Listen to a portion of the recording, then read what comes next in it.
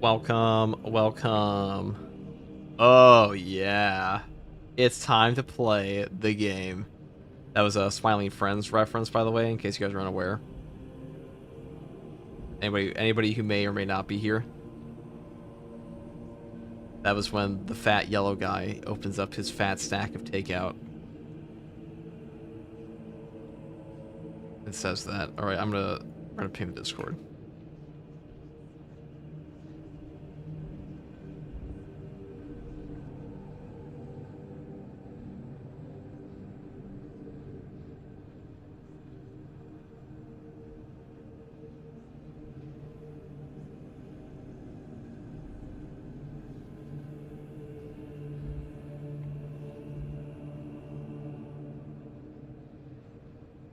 Okay. Well. Let me check that I actually have my proper... Okay, perfect. There we go. You to goat FTG, depends who you ask, depends how you phrase it. Thank you. Thank you very much. But first, let me set up this stupid vertical thing. So today, gang, we shall be doing weekly things, as we have been known to do before. And once that's done,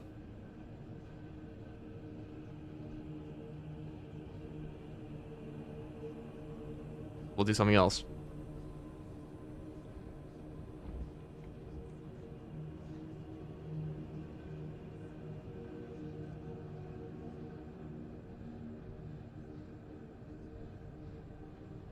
Space Marine sequel, Space Marine 3, you're surely, like, actually just trolling me, right? What's the Space Marine, what is the sequel to Space Marine? Don't do this to me so early in the stream. I've been rage baited too easily by the shorts comments section. Surely you're jesting. That's, here we go. Perfect. Genjutsu of that level won't work on me. Hold on, let's, okay. Finally, we're done. Jesus. That's such a pain in the ass to set up.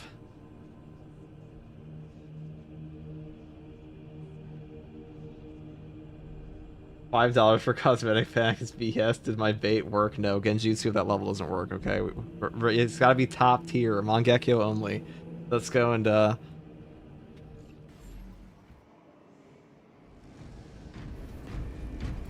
Oh, I get the title, okay. It's a joke. The play on words. Alright, come in to use the invite code, people. If you want the weekly, come on in. This here is a friendly, open little weekly for all the homies.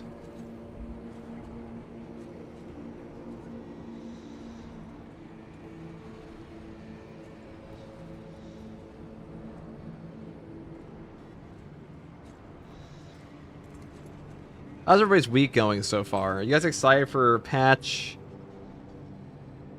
12? You know, I was looking at the earnings report for Saber Interactive, not even Saber Interactive, Pull Up Entertainment. Now, Pull Up Entertainment's actually been doing pretty poorly recently. They haven't really released they haven't had a proper banger since Space Marine 2. Before that, they didn't really have a banger since Plague Tale Innocence. So, they are hurting for backlog games to do well. So I think that Space Marine 2's Year 3 is like pretty much guaranteed. Because that's where their money's coming from right now. They don't have any major games coming up. Like maybe a Plague Tale sequel, but even then. Thank you for the tier 1 sub, Lunchbox. Thank you. Let's get it going. What's up, Henaru? Or slap a heretic. What do you do?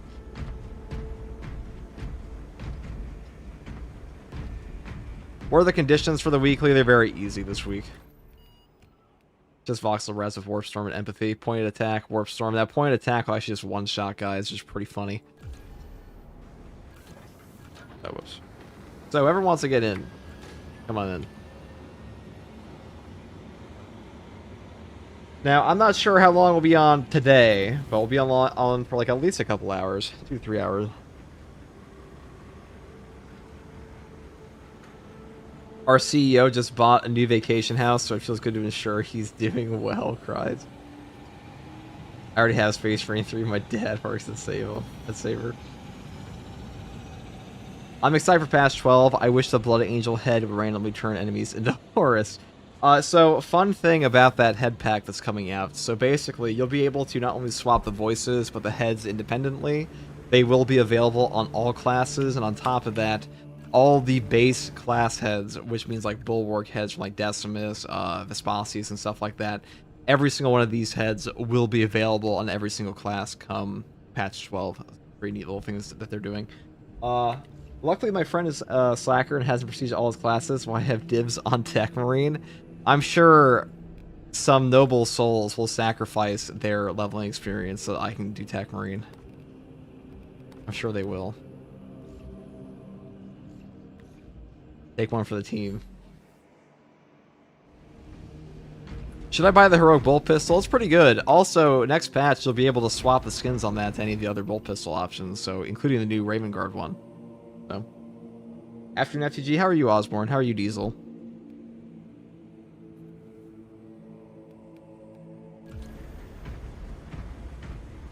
We're trying a bit of a support build here.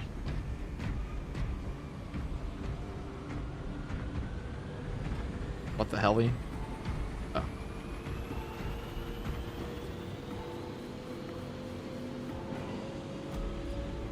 How do I get the Porphyr Shield Power Fist? I believe that one's in the Accolade store. If it's not, you can't get it currently.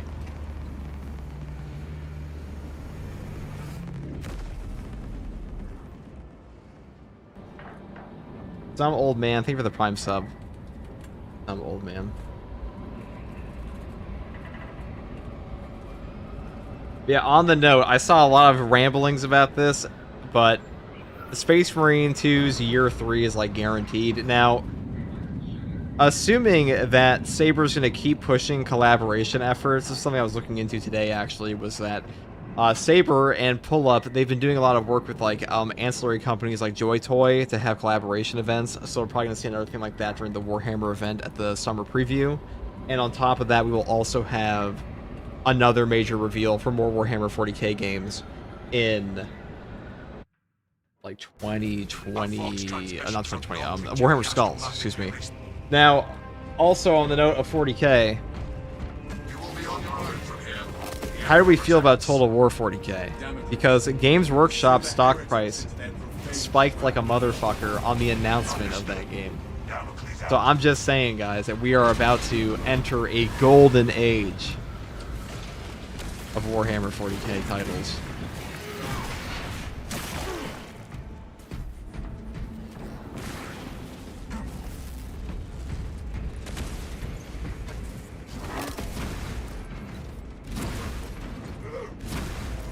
I just hope it's not cooked because of console. So, as a game, it might be a little cooked. Okay, might be a little cooked. But as a piece of media for a franchise, it will just make the entire franchise better.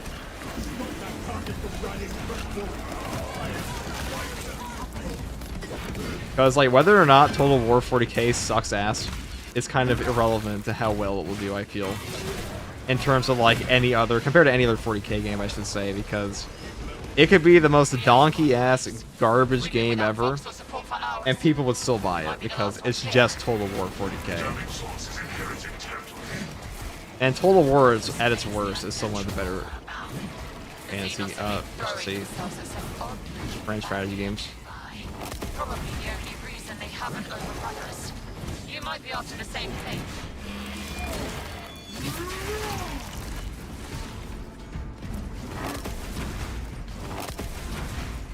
There were also some rumors floating around the default heads that could be purchased at 500 accolades apiece, probably could be swapped freely. Dude, if that's true, honestly, I don't even know if I give a shit, because I'll just give you something to actually grind for in this game, and I think this game severely lacks grind currently in the end game. The actual leveling grind is way too long, but there should be more cosmetics to unlock at the end game. I think would be better, so I don't know how I feel about that. Not enough pointing happening, sir. That is true. Oh, here it is. Point. All you gotta do for this is just point. Majority of Space Marine 2 players don't even know what 40k is about. That is definitely not true. That is definitely... I don't agree with that at all. I'm pretty sure the majority of 40k... of Space Marine 2 players only play this game because they know what 40k is about. I mean, just go on this game's subreddit for like 5 minutes, and 90% of the posts are only things you would ever understand if you were a 40k fan. Look at the Steam community page. Look at the, I mean, most people are repping, like, proper chapters in this game for a reason. I would go as far to say, I don't even think this game would be popular if it wasn't 40k. Love all your videos on YouTube. Keep up the great content, brother. Thanks, some old man. Thank you very much. I make them exclusively for you and others. I make it exclusively for every individual.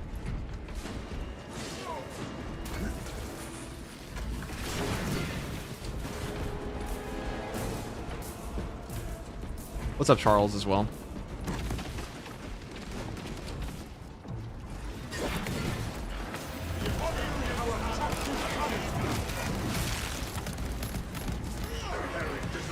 The point of death.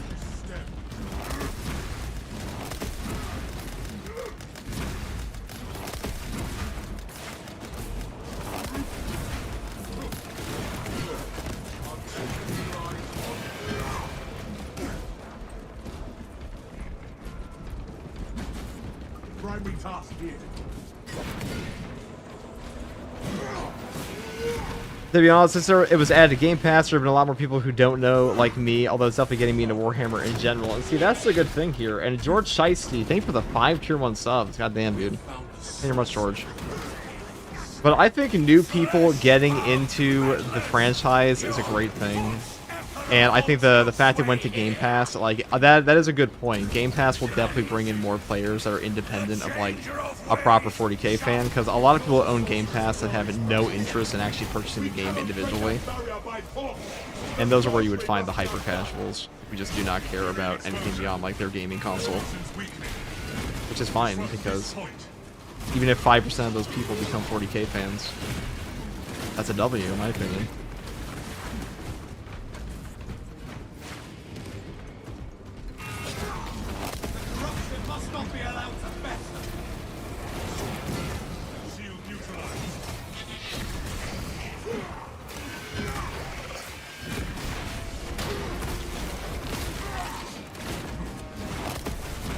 FUG has a slang going. We are currently doing the weekly. We're also using a support banner build. Now, personally, I feel like the Glory Shield builds are a lot more entertaining than Bigger Icon because you get way more banners out. And that's where the fun in this game usually comes from, in my opinion, for this class.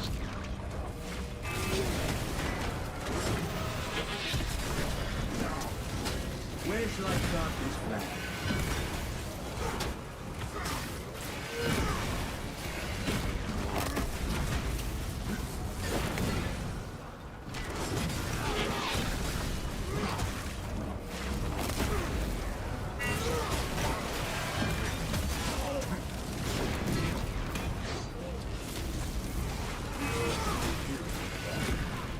I saw your poll. Why does everybody in this game want class healing?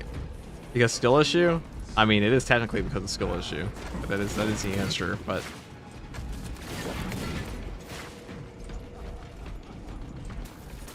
you don't need to know lore to shoot the gun. Simple. Very true. Keep going forward.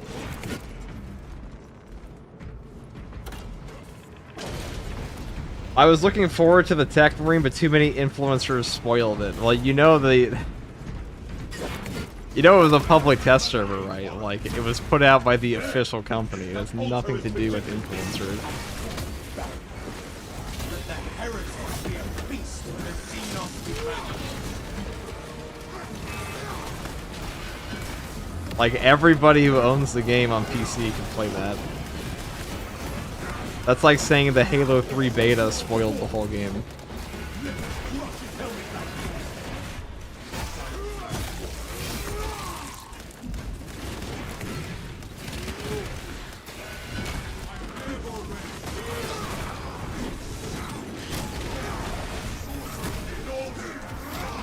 Do you think Space Marine 2 having to base its gameplay loop off the original Space Marine game limited Space Marine 2 in any way? Any limitations that are brought on by the gameplay loop of this game are entirely on the fault of the developers. And like nobody, I doubt that there was a corporate mandate from a completely new developer that said you have to do it exactly like Space Marine 1.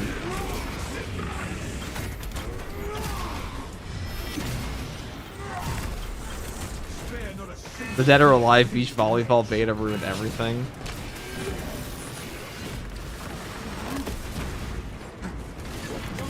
Influencers equals everyone who has the game on Steam. Yeah, it's like a pretty silly complaint.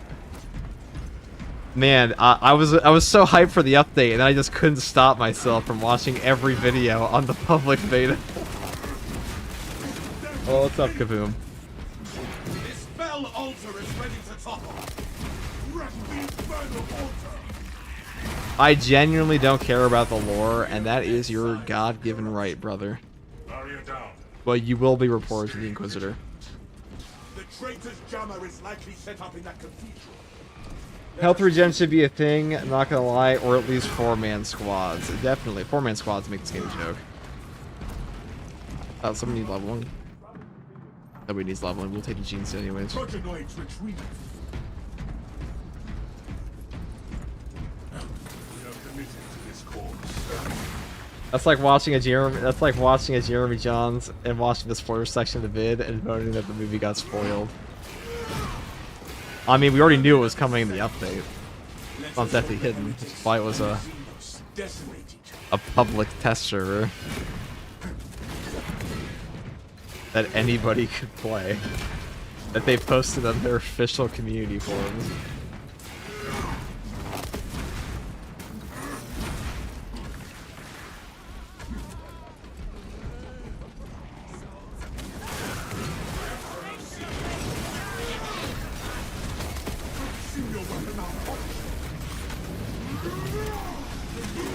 FTG, you play the game like 3-man squads are a joke. 3-man squads are definitely fine in this game. There is content in Space Marine 2 that 3-man squads feel good in. 4-man squads would be a lot. That requires a significant overhaul of the current enemies. Or the current enemy spawns, I should say. Like, in Hard Siege, late waves of Hard Siege, you could justify a 4-man squad. Press forward. This firefight is not mission ready.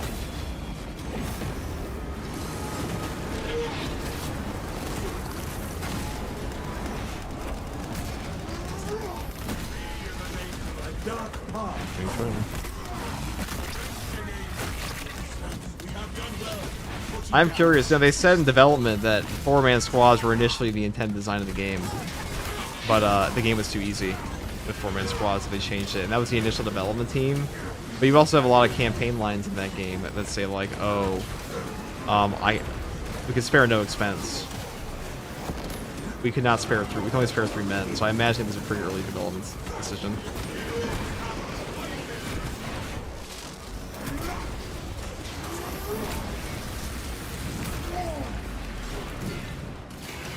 It makes the game a joke. How? Because it'd be fucking too easy. The game's not built for 4-man squads at all. That's directly from the devs, not even me.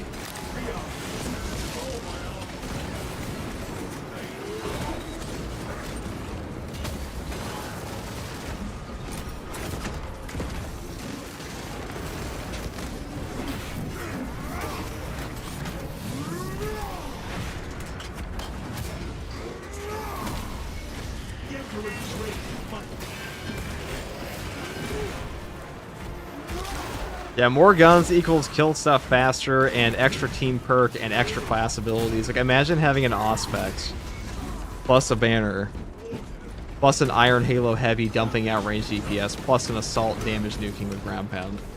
Nothing in this game can stop you. Wave 50 on Siege mode we completed like the day of. Probably like wave 60.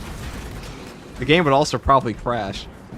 Because there is a mod for that where you can play with like 4-man squad, actually 12-man squads, and it does not run well. That's on PC. What's the best weapon in your opinion? Overall, best weapon in the entire game is probably, as far as ranged weapons go, Fresh magazine. Probably Pyreblaster. Pyreblaster's just nuts. Where shall I plant this flag? That gun is just like scales up so much. Maybe not the best for CHP regen, but The stench of corruption. Heavy Plasma is also an S tier pick, Multi-Melta. They're all in the same tier.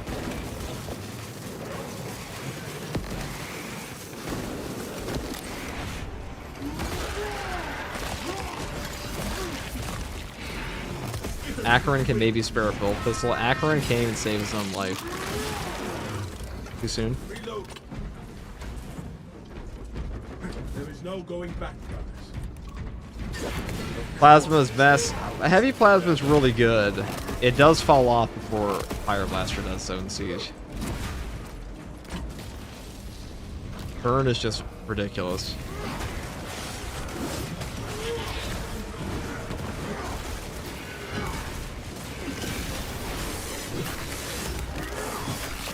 The lift is out. Controls unresponsive. We must capture those components to restart the lift.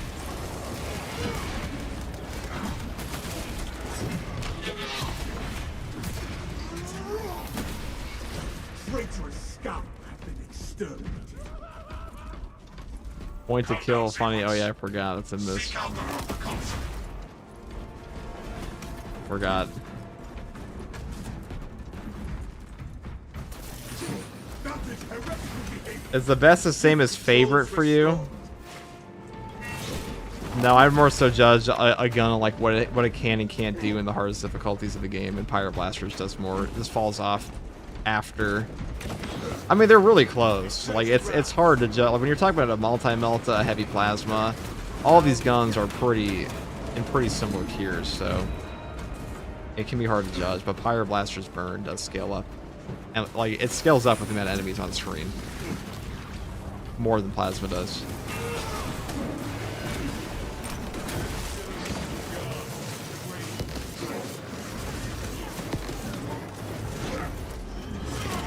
Fresh cartridge.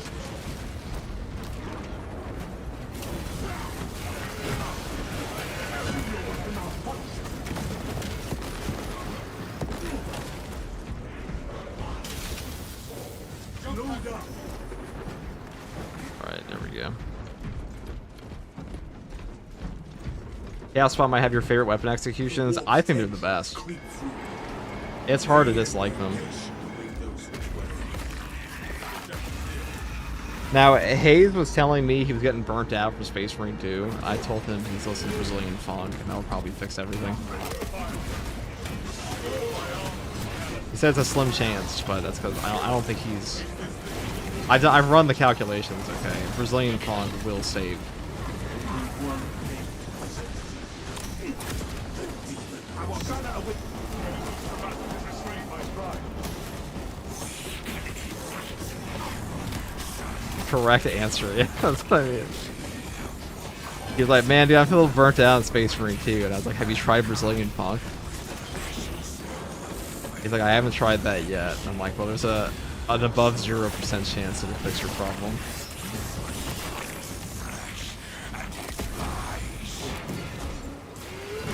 Trace the demonic bombard.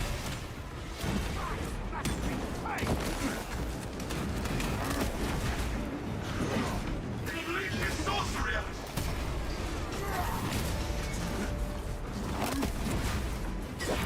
Severing its bindings.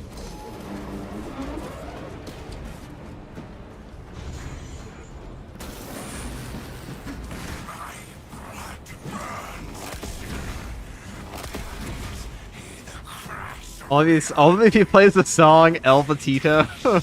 That's what I told him, and he said it sounded like he was in a TikTok. And I was like, that means you're learning. That's just... I said your brain is being fixed. Don't worry. The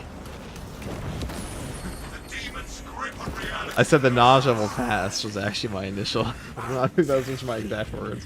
Dawned by this unholy futility. Resume the assault on that altar. Set me free. We must suffer the corruption a while longer.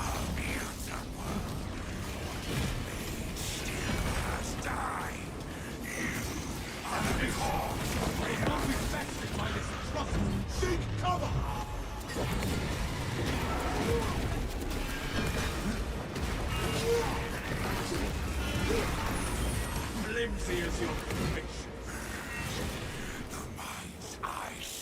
There are 4 Porphyry Shield skins, but only 2 of them are in the shop. Yeah, they'll add them all eventually, but they're drip feeding them because they want you to get Twitch drops. Because there are Twitch drops coming again. I'm pretty sure most of them are going to be repeats, they said. Suffer the corruption a while longer.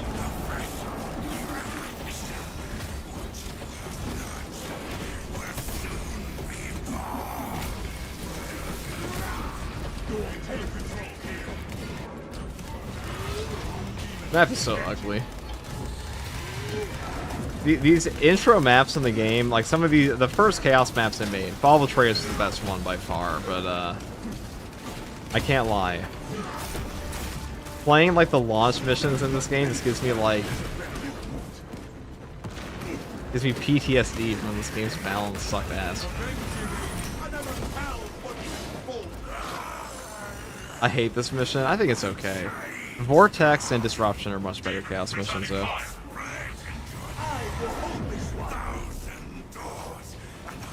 The Disruption's not out yet. Will be soon though. Demon regroup and refocus.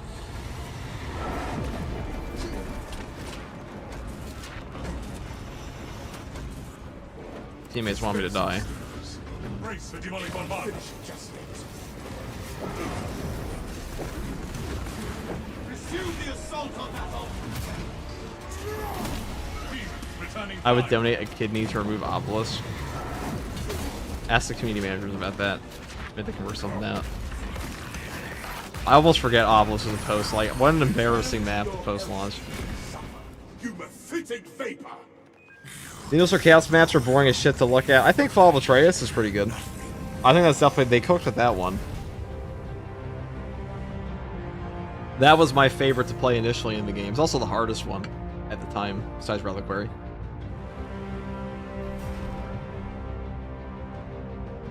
What's the objectively correct way to play Bulwark? Support with the banner, infinite arm perks, or nuke everything with the parry perk? I mean, it depends on what you're doing. In hard strats, the strongest build for it, you just play Shield Bash. That's the strongest for hard strats and whatchamacallit, Concussive Force, Shield Bash. When are the drops for the Double Eagle Aquila coming? Like patch 12, so February 26th.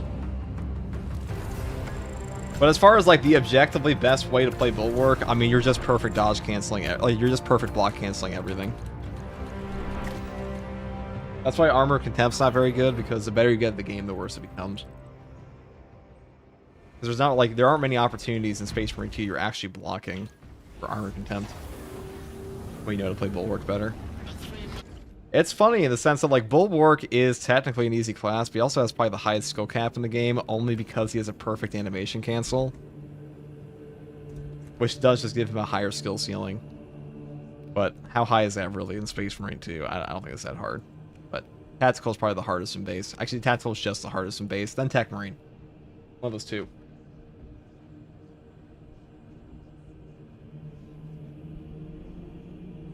Back is for sweats. I don't even think it's like a sweaty class. He's just a well-designed class. He's the only class that has like a proper downside, where like his strengths are very obvious. He's amazing at range damage. He's pretty good at nuking melee damage. He has a lot of Nova damage off of Auspex. A lot of great support perks, but he's a squishy cannon, squishy glass guy. Do you think survivability equals difficulty? I mean, yes, because your margin for error goes down. If I put you in a situation where you have 10 HP and you have and a boss hits you for 10 damage, how many times do you think you survive on that boss? Let's say it's like a fairly difficult boss, okay? Because like Space Marine 2 has unavoidable damage at times just because of the way it's set up. But if I give you a class that has 10 HP and the boss does 10 damage a hit and you die in one hit, that's like, it might not be the hardest thing ever, but if I give you the exact same boss with a class that has 15 HP and can also heal himself, and the boss still does 10 HP a hit, well, your margin for error has just gone up substantially. How many available tries do you have on that class versus the previous one? You know, it's the same thing as, like, do we consider every boss in Dark Souls difficult? Not necessarily, but what is an Estus Flask in a game?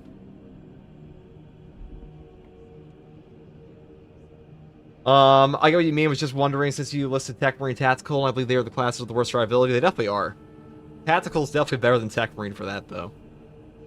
I would say it is. Like, I mean, in a perfect world where Space Marine 2 is a game where, like, you can respond to everything perfectly, and there's always an option for you to survive, yes, it would 100% be a, like, okay, low survivability class just means, get good. But in this game, there are situations where you will just take damage. You will get frame trapped.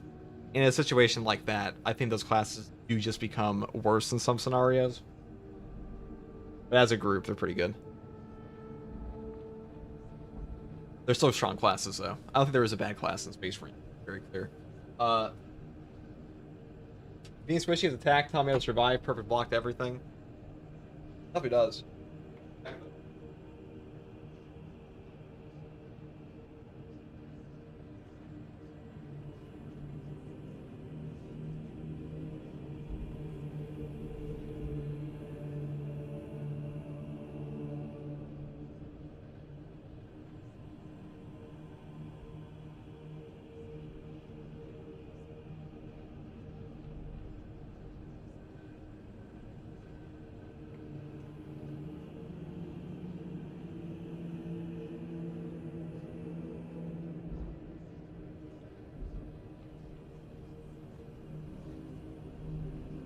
You got me thinking about this while I walk out and have coffee. What makes a video game hard? Snake Priest, thank you for the Prime sub. But like, what makes a video game hard? People ask this all the time. I see an argument of artificial difficulty versus difficulty in games very often. Whoever wants to come to the weekly, come on in, by the way.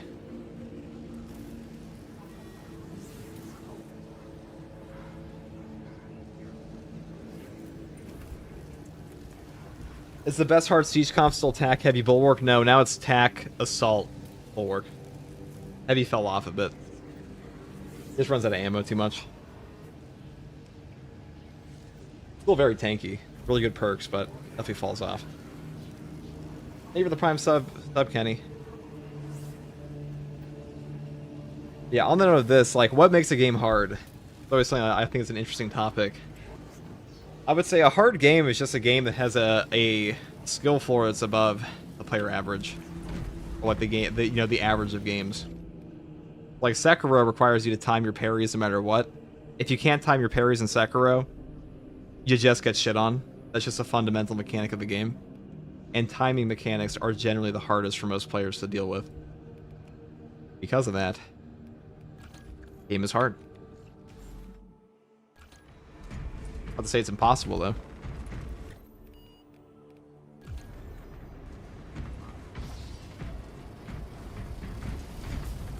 People hate Sekiro because some try to play like Dark Souls. I think it's just that, like, parry and dodge mechanics in games are inherently harder than a block mechanic, because a block mechanic doesn't require as much timing from the player unless it's like a perfect block. FTG, hi everyone. What's up, Tron?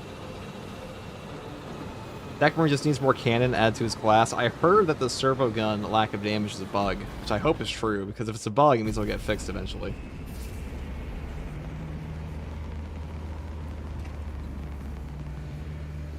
A game can be hard in two ways. It can require a lot of mastery / skill from you, or punish you hard for making mistakes. Sekiro does both.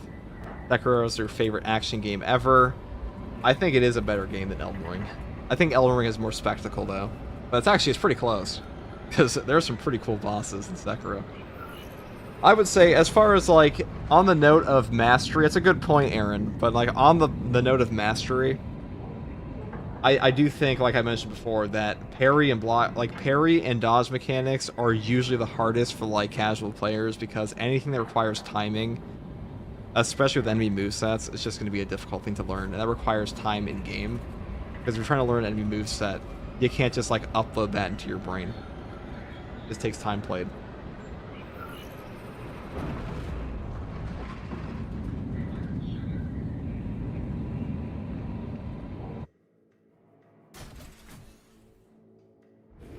Our Vox transmissions are not reaching the astral. I think people say balance is the worst weapon because timing is the most difficult. You will be on your own from here. It's also because it doesn't do a lot of damage yet, but that's getting buffed. Vox contact going dark.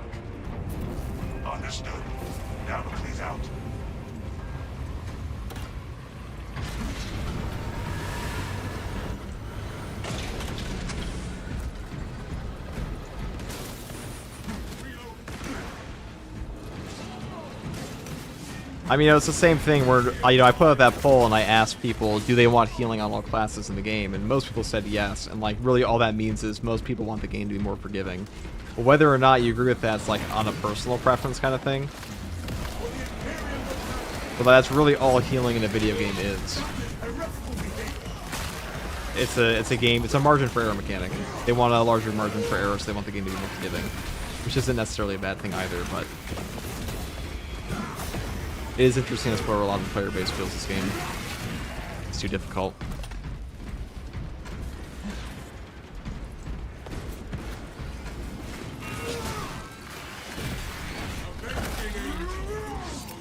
Grenade released.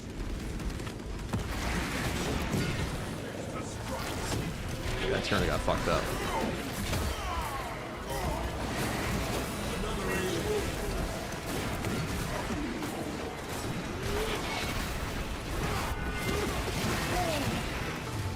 Deploying fragmentation.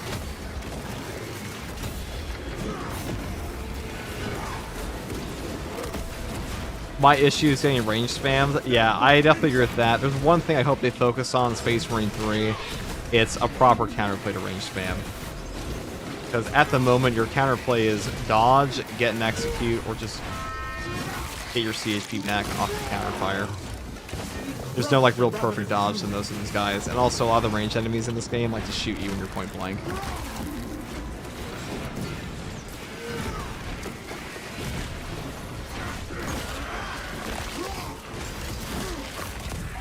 Inserting rounds.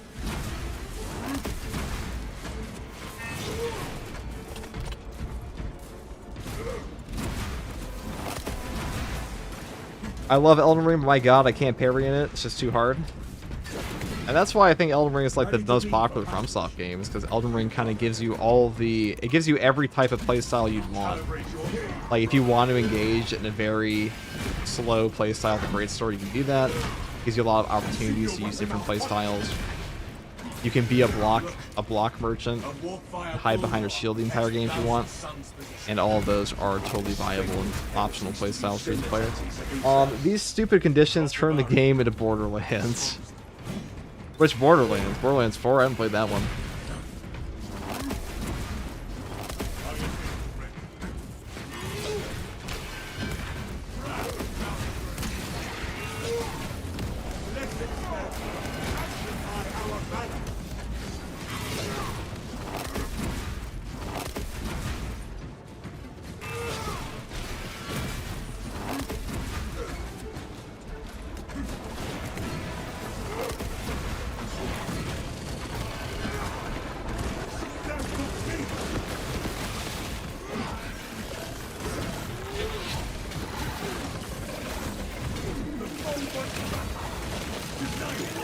That was awkward.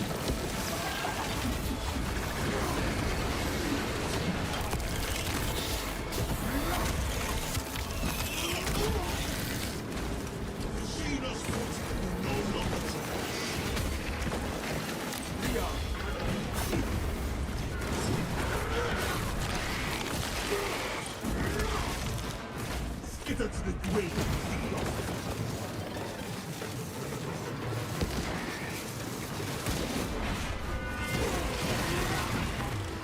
Reload.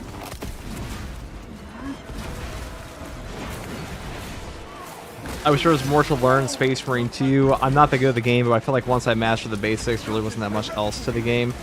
It's because Space Marine 2 just doesn't have like a very high skill expression. Most of the trouble in this game will come from knowledge checks. Like, the more you know about the game, the more you know about like what the enemy movesets are. And like, there is some tech on items like cancel stuff, but for the most part, it is just positioning because it's just how the game is made.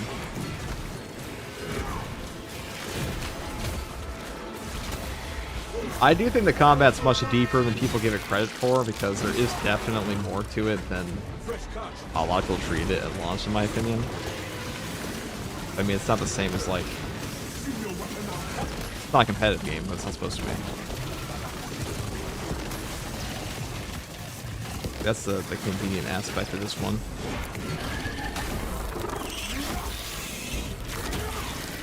Ready to deploy. I'm playing sniper, and compared to the sniper rifle, last Fusel feels weak and needs a buff. I mean, I think right now, hot take, heroic bolt sniper is the best weapon on the sniper. So I'm like, it's just so much better. The skill cap's just higher. Last Fusel kind of needs the I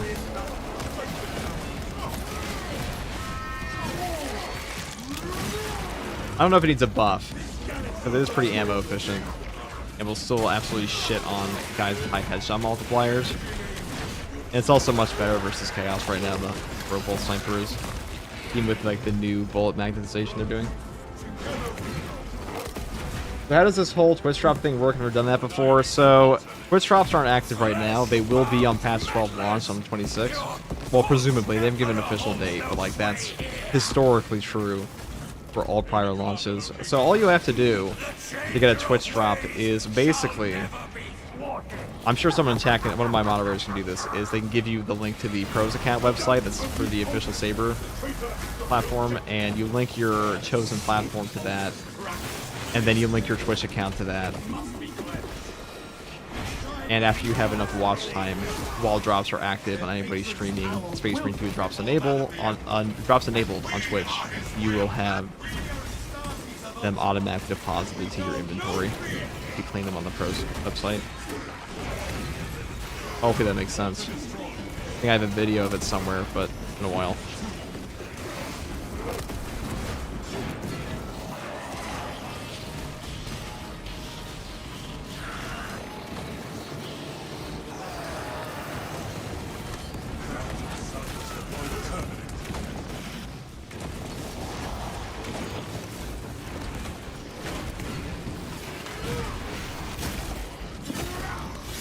Inserting rounds.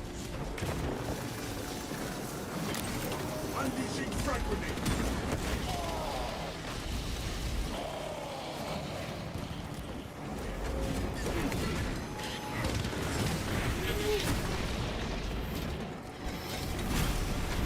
Get him a banner here.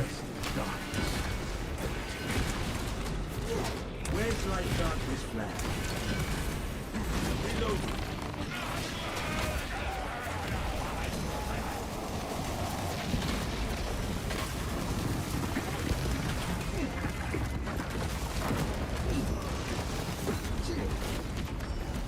Wait, depth. There's your banner. I can kind of just chill on that. Also, we have empathy active, so how much damage does it do? Okay, I just pointed at him. He's dead. At you. Can I point at you?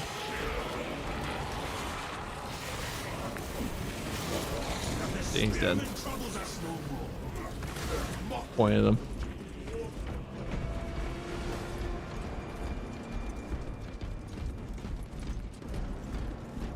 Darktide does combat way better, but Darktide is an insane standard. I'll be honest, I think I prefer at this point Space Marine 2's combat over Darktide's. Darktide's enemies aren't very interesting. Definitely need an overhaul for that. Campaign stream when? I mean, probably never. Probably not anytime soon. Campaign's pretty undercooked in this game at this point. There. That altar is projecting this unholy barrier. Darktide is shit, Vermintide all the way. I think Vermintide definitely is better than melee. So much shit. Like, honestly, at this point, Darktide's turning more into like an MMO where you just win in the select screen.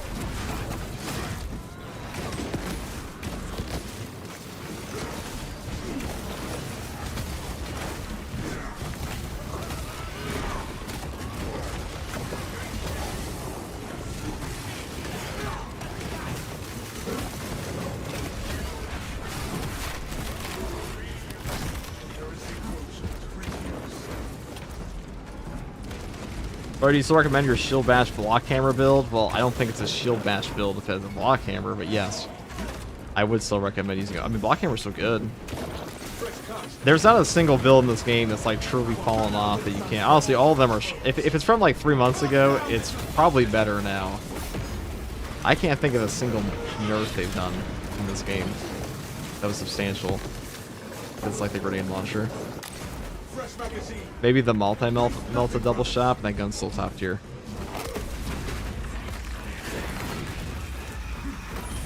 Target destroyed. I've really grown to dislike first-person melee in games. I don't know if I go that far. I just don't like the one in Dark title that much because it's far more of a. I think Vermintide did it much better. How's the Neo Volkite something pistol? It's good. Underrated. It's about to get better too. Campaign is a 4-hour tutorial with a decent story. The campaign, listen guys, the campaign's good. It's just the campaign didn't receive all the updates that the main game, that the rest of the game did. Even PvP's had more updates. So you have so basically what happens is you go from operations to campaign and you have no perk trees on your weapons, no perk trees on your character. That's it.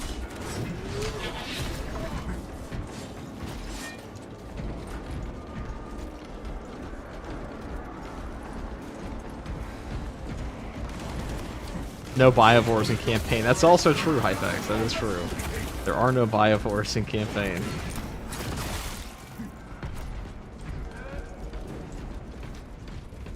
Titus has every perk.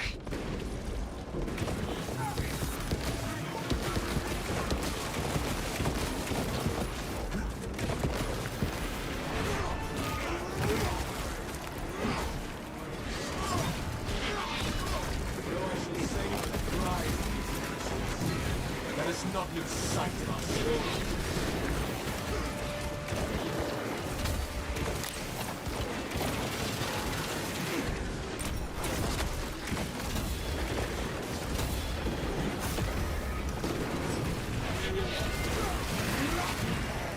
Our adversary wishes to use their response.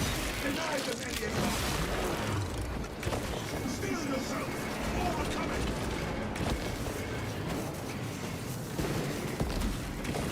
Oh shit.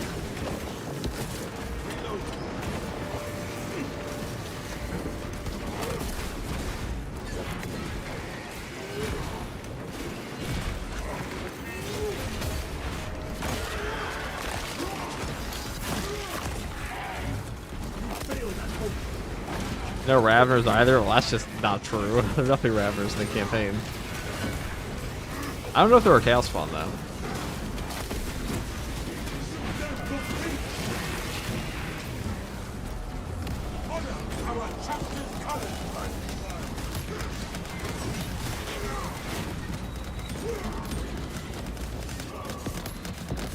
The laser pointer, dude. I had a kid who did this in high school. Pointed a laser pointer down the hallway, dude. That guy went straight to the principal's office. In school suspension for a week.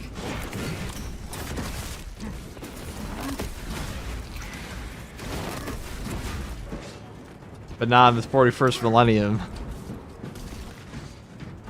You get a whole ass badge for doing it now.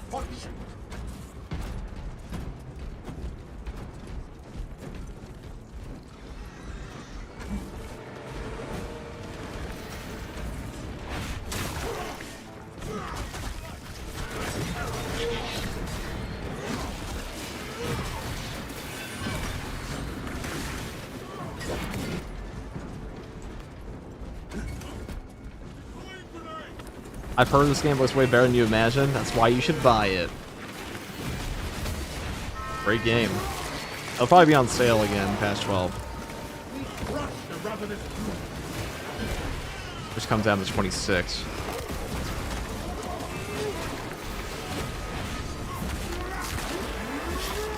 Now with the weekly, I'm on console, so I can't type fast for the code. I mean, these guys are also on console. They can definitely type fast. Let me try to get you in. The stench of corruption. What's up?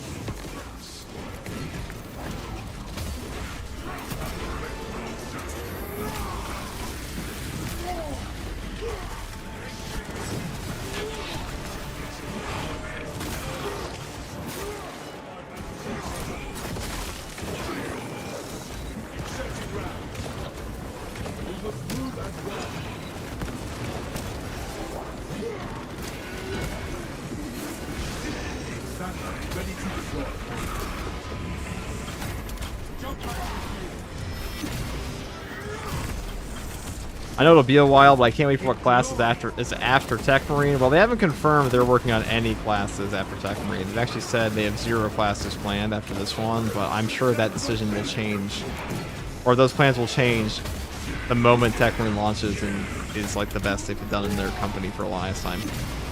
Especially since right now, Pull Up Entertainment, the parent company of Saber, is not doing so hot. They haven't really had a banger since Space Marine 2. And before that, the last banger they had of any kind of pull-up was Plague Tale Innocence. And since then, their company values dropped dramatically, even with Space Marine 2's success. Like, this game kind of pulled them out of the dredges. So they're really going to be focusing on more content for this, I would assume, because in their 2025 earnings report, or I should say their earnings report for 2025, Space Marine 2, among other members of their back catalog, was like the majority of their revenue for shareholders. And if you want to find out what game's going to get an update, just look at where the money is for the parent company. It's the biggest indicator.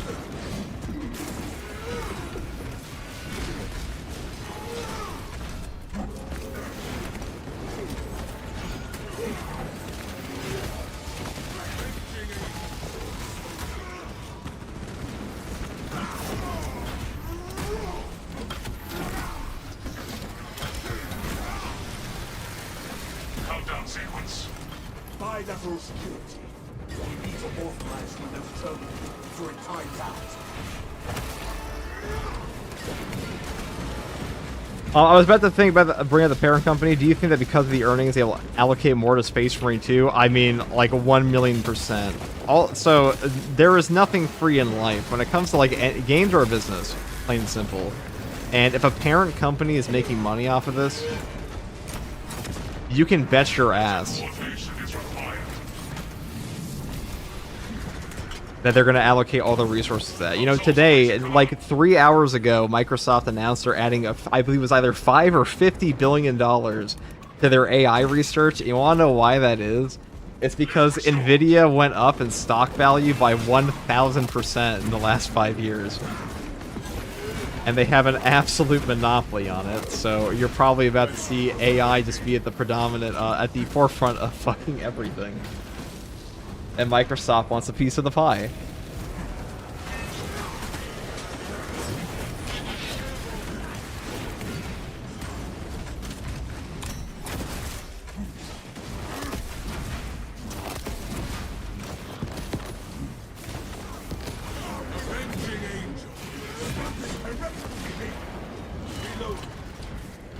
Isn't NVIDIA skipping out on their GPUs next year? I'm not sure. The thing about NVIDIA is they have a very large monopoly, or not necessarily a monopoly, but they are at the forefront of the AI industry, so far ahead of all the competition, mainly just because they had the perfect infrastructure for it already. And like most hardware currently is already built to interact with like what they do. So it definitely helps. Though China is trying to like catch up. It'll be a very long time. China's also been allocating a lot of resources towards AI. We'll see what happens. The point is, though, in the case of Space Marine 2, the fact that Pull Up Entertainment, the parent company, the fact that their money is predominantly coming from a back catalog, Space Marine 2 Year 3 is coming. Like, end of story. It's ridiculous to think it's not. It makes total financial sense for them to do so. At the end of the day, that's really all that matters to these companies.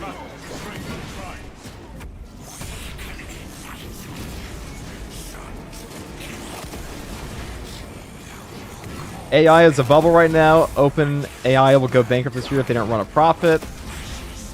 That's technically true, but no one can actually predict the future on those kinds of things.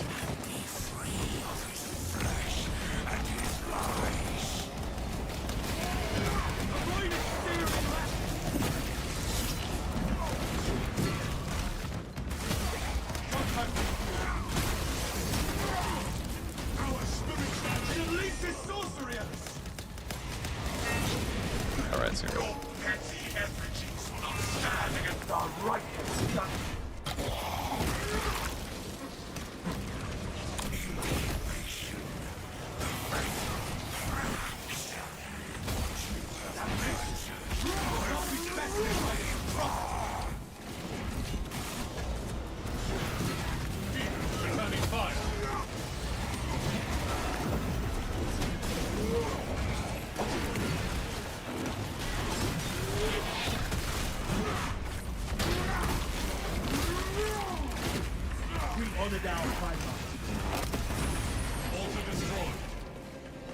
I know there's this joke about we all have a skeleton crew working on it, so I'm really hoping more manpower means we might get more overall content compared to last year.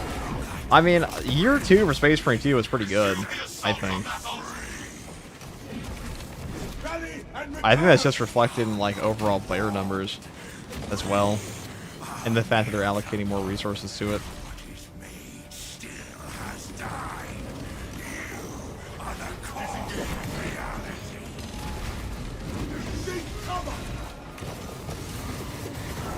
Man, this weekly is so fucking easy.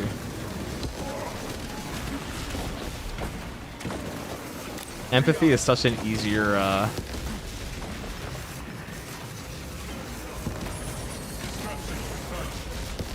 modifier than a great responsibility.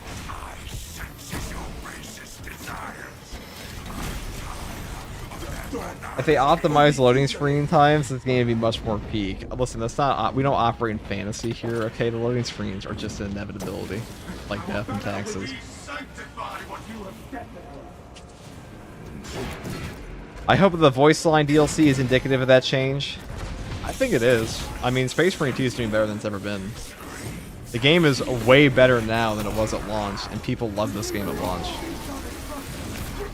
I don't understand where most of the grumbling comes from in this game. Space Marine 2 is a pretty consumer-friendly business practice. Like $5 DLCs in 2026. Like, are we even looking at the rest of the gaming market to complain about this game of all things?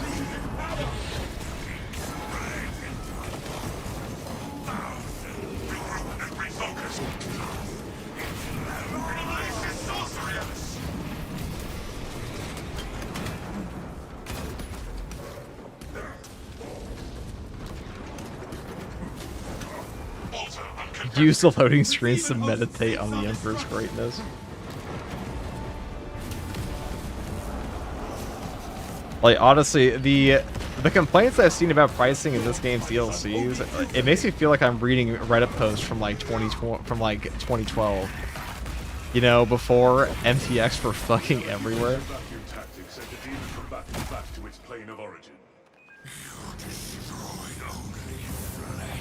$5 second mortgage, here I come.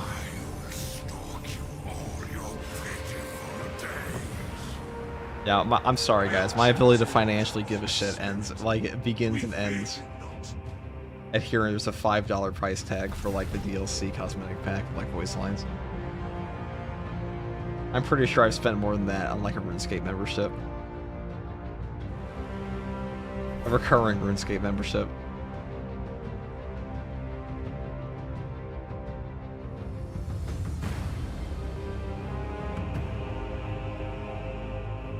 It's absolutely insane. It's fucking $5. Take all my money.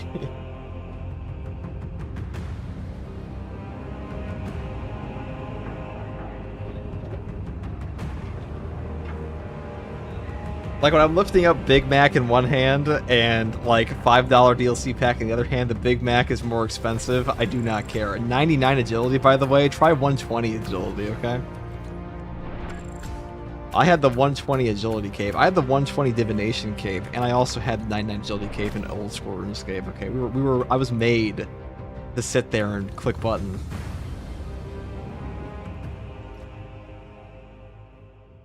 It was the sole reason for why I was born. Grown, actually. Like a lab creature.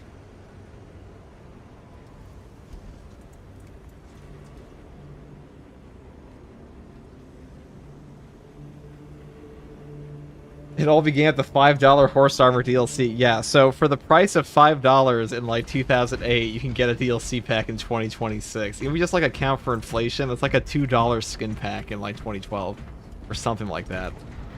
Hold on, let's see. What was $5? It's probably way more than that. But what was $5 in 2012?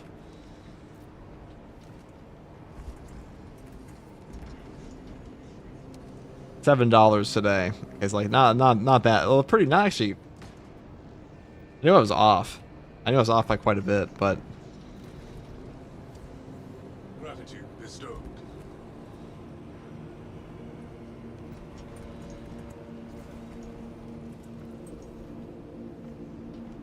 What perks are you running? I can show you, actually.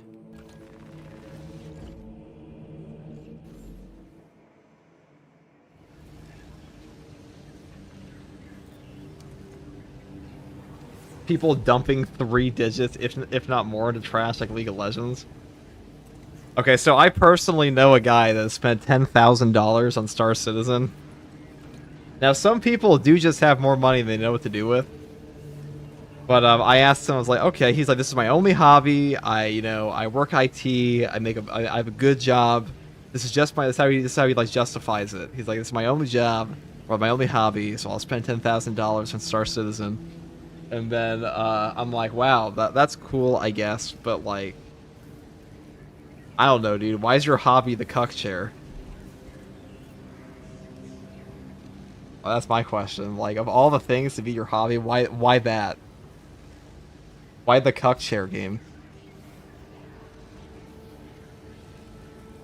Another poor soul scammed by Star Citizen. Yeah, like when I see somebody, I know friends who have spent like, ridiculous amounts of money on tabletop games like Warhammer, like Magic the Gathering. But like, you can liquidate those games. Like, technically you can. It might not be easy, but you could technically sell all your Pokemon cards. You could sell all of your Magic cards and get some return. Who the fuck are you selling your Star Citizen account to? Like, some random dude on like AliExpress? Like, what the fuck? How are you getting your money back? You're never getting your money back ever. It's not even like remotely the cuck chair game, and now I need to know what this is. Star Citizen. It's the cuck chair game.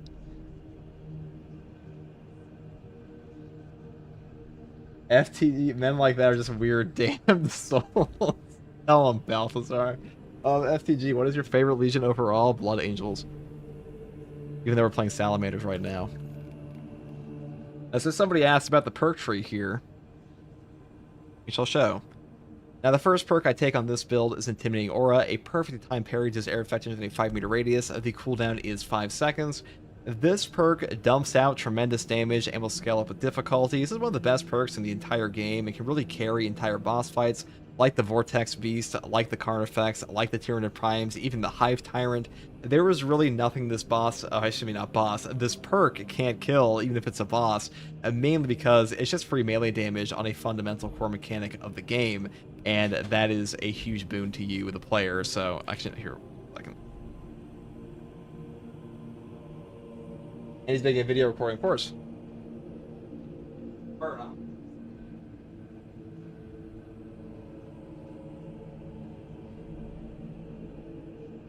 FTG just had a command prompt run on him. You know me too well. You two Talkie Man voice initiated.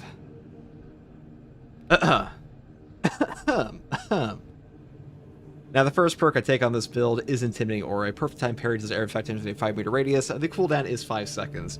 This perk just dumps out tremendous damage against pretty much anything in the game. It gives you free damage on a core mechanic of Space Marine 2, which is parrying and blocking, and because of that, you can trivialize a lot of the encounters just off this perk. You'll wipe out Majoris, you will wipe out Extremis, you'll be able to do free damage on bosses like the Vortex Beast, Carnifex, Tyrannid Primes, even the Hive Tyrant.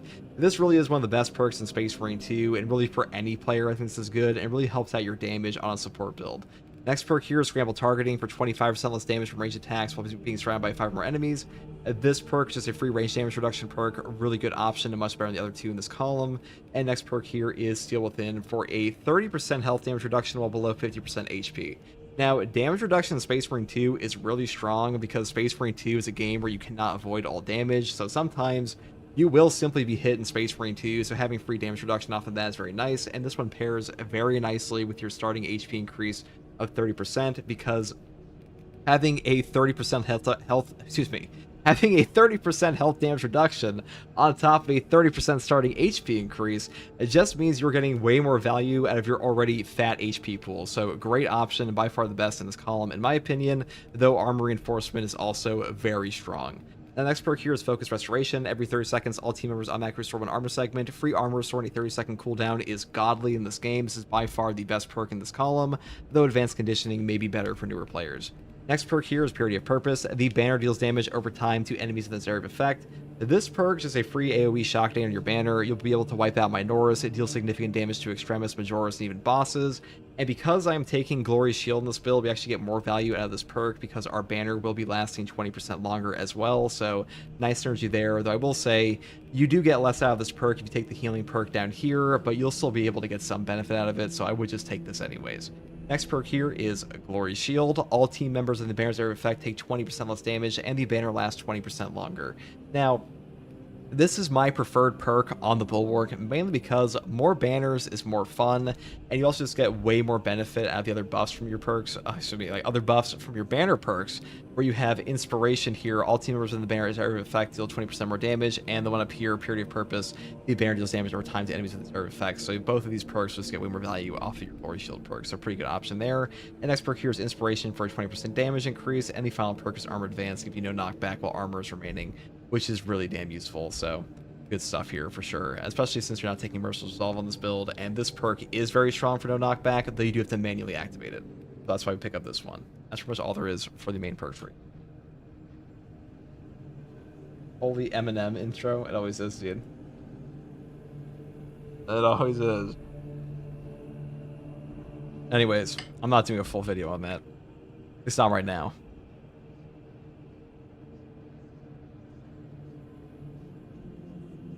FTG has such good guides that if it wasn't for him, I would not have the knowledge I have today. The reason I enjoy this game is because of this man's work.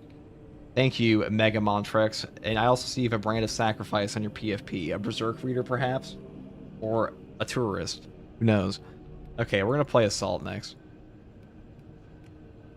Actually, we're just going to play... Yeah, I'll play Assault next.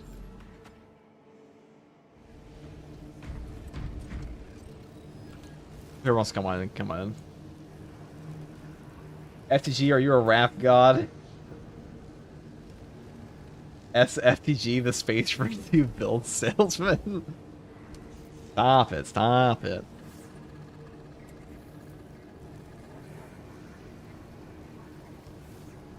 FTG, when can we get MySpace Titus in the corner again? Let's see. He's here somewhere. There it is. This is Titus's MySpace profile pic.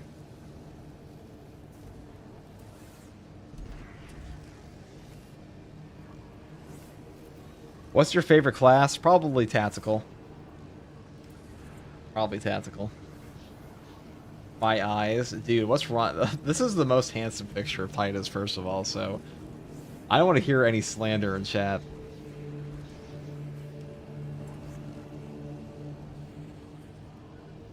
Alright, let's get the homies in.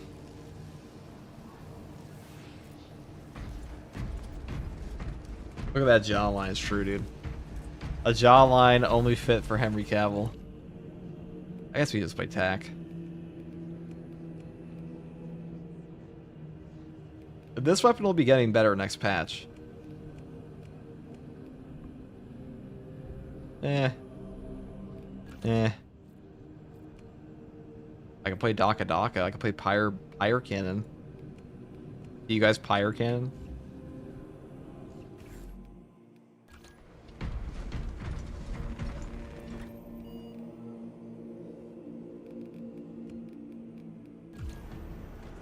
I promised you guys the weekly, so I guess I have to do it, but hold on. Is there anything else that's fun that I'm going to force you into? No. Wrong because it's not Mark Strong. Does he look bald to you?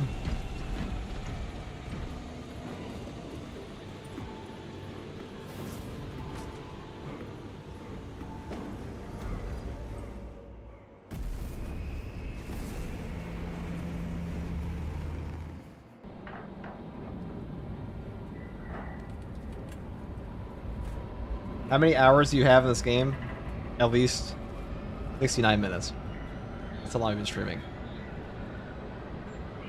We have a confirmed 69 minutes.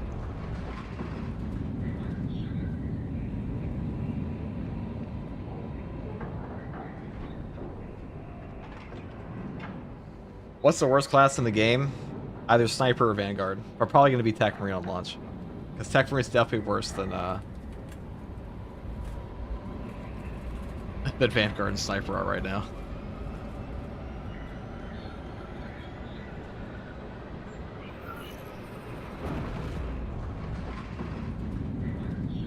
FTG is Assault or Bulwark better?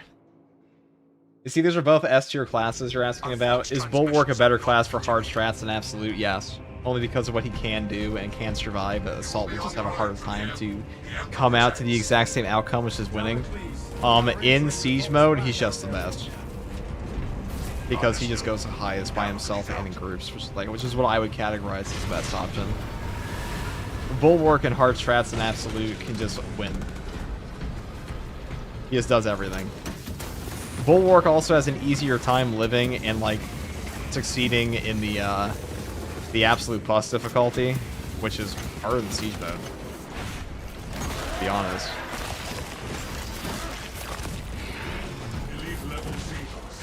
But Assault's one of those classes that does scale up dramatically. It actually scales up infinitely with enemies with the proper build. So the more enemies you put on screen, the better he does.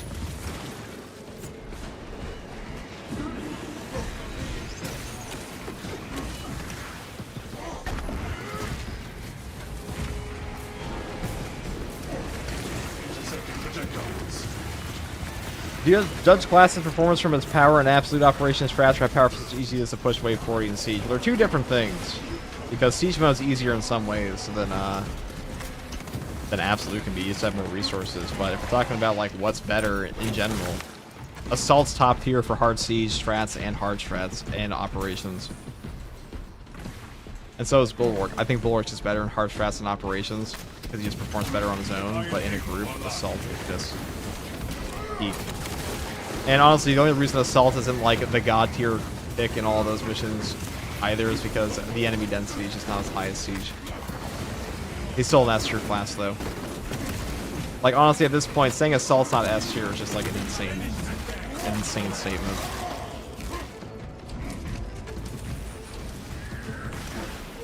Oh, that's cool.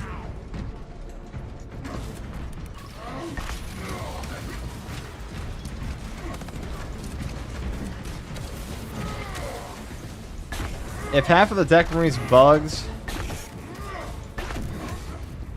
Thousand suns cower behind the petty sorcery. They seek to lurk in safety while we battle with the Tyranids. I say we take down that barrier and feed the heretics to those fools. Assault is Z tier. He's off the tier list, he's so high.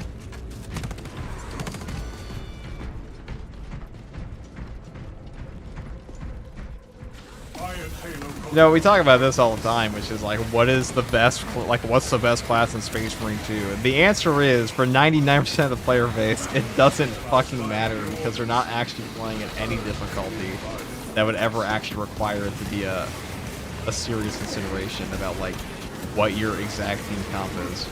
Because how many players in Space Marine 2 are even trying to go past 40 Siege? Maybe like 0.01%. And if you are somebody going for that, you're probably not watching my fucking guides, because you probably don't need them.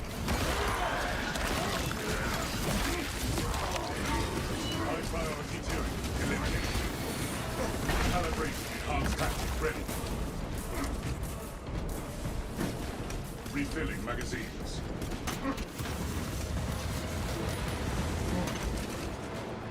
Conversion field operational.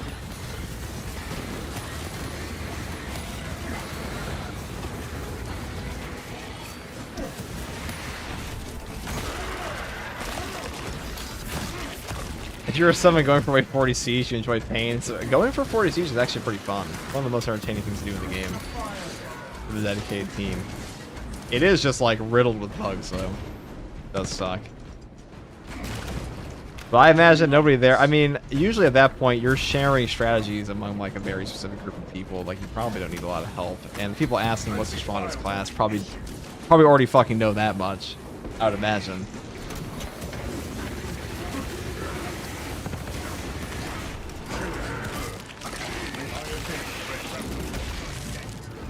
This story from Twitch, you ran ads just as you put the code up. Can you save me a spot next round?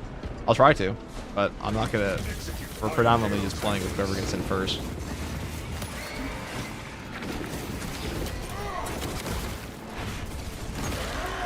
My friend is in your lobby. That's sick.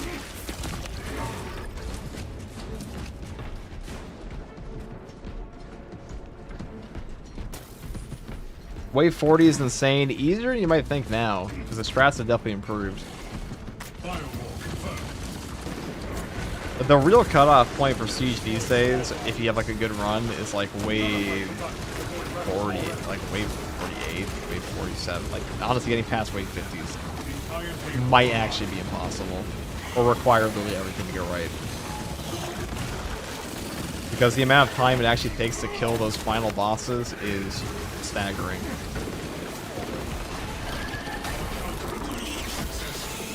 It really, really puts the entire run into perspective.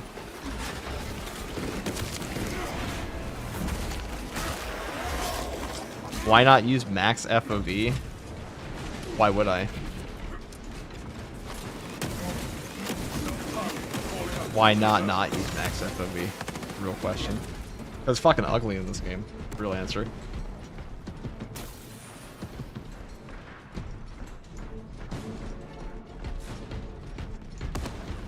My game just crashed too much to try for high level siege. That's another thing. The game's performance gets progressively worse.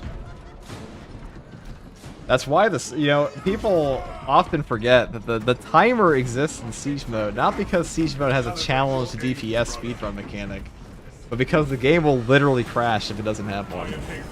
Such heresy cannot be allowed to continue. Flesh-bound meddlers! What class is the easiest to get into is a real question. I would say heavy. It's definitely Vanguard. Vanguard's like everything Vanguard does can be automated. You can just have a straight up grapnel, armor restore, Melta, CHP, health regen, armor regen, auto heal build that requires you to time literally nothing. After that, I would say Bulwark, because Bulwark's stacked up with damage reduction and healing perks. Cast out the blasphemous sorcerer! Shows the heretics are already stronger! Then probably heavy.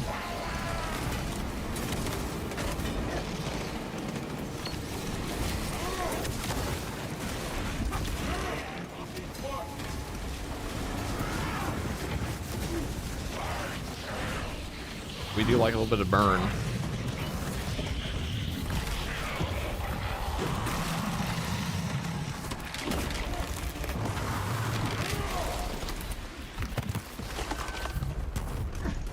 Class heretic decommissioned.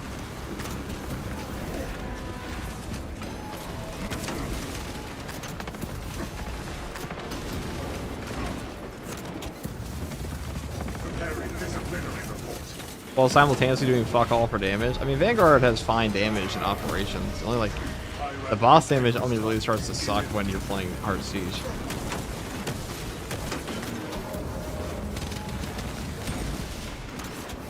There's zero, nothing, there is, I don't even think there is a build in a proper group that's struggling at this point in this game.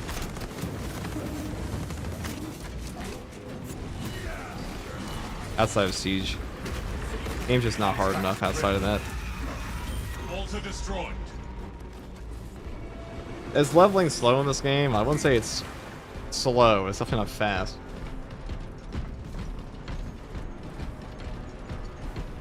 What chapter uses big dick energy? Parcarodons. Zone secured.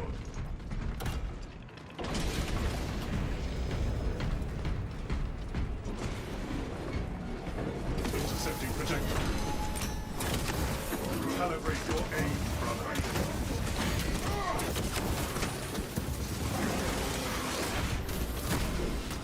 Minotaurs? Minotaurs are the Inquisition's bitch. I don't know if I call them big dick energy. Target acquired. Primary altar beneath the dome. Let us drop it and give the Keep you. Virgin.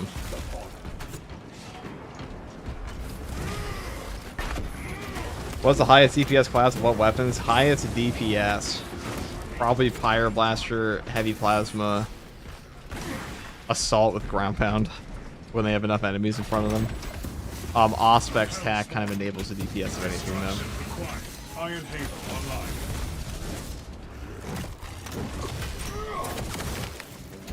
Iron Halo protocol in progress. Friendly firebombing issue.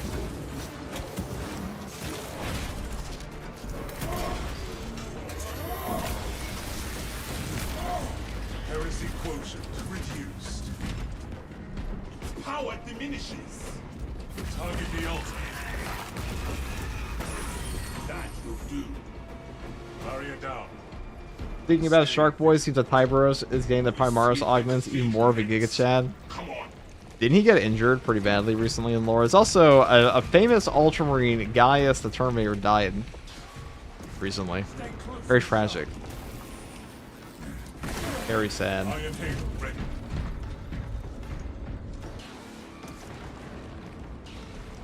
Xenos did not waste any time dropping it.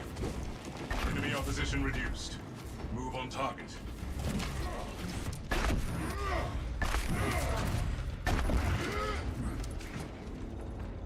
The plot armor finally wore thin. I'm pretty sure he just put his helmet back on.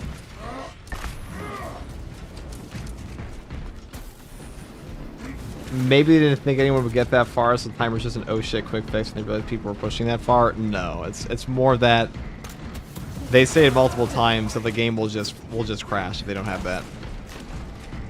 They said eventually they think they could remove it, but they said this in like community posts ages ago. That like they were planning on removing the issue from Siege, but like Siege mode is also just kind of a shit mode anyways. It's like very gimmicky. What the fuck? Why are the enemies? But Siege mode is a very gimmicky mode anyways in the game. It doesn't really have like any, there's no dynamic feature to it outside just like part that's the map, to be honest. It's much less dynamic than Operations, so it's not really much of a surprise most people don't play it. It also just takes too fucking long. Like most people don't have 3 hours, like 2 to 3 hours to dedicate to one match.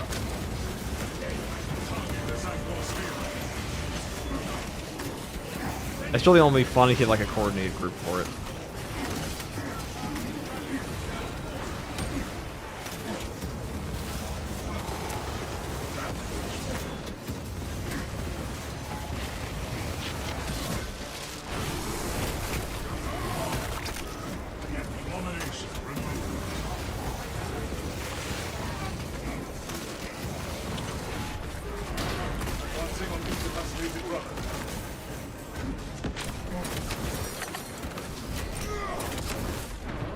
Experiencing more corruption symptoms.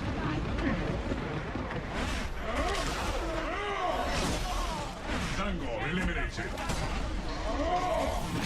Especially near the two worst weapons on heavy. I mean, that's easy. It's just heavy bolter and heavy bolt rifle. Actually, yeah, I'd still say heavy bolter is worse than the fire cannon. Heavy bolt rifle is definitely the worst, and like it's not even a question right now. Iron Halo online.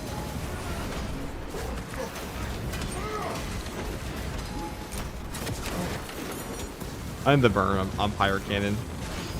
Is strong enough to carry it though. Okay, well there goes my ammo.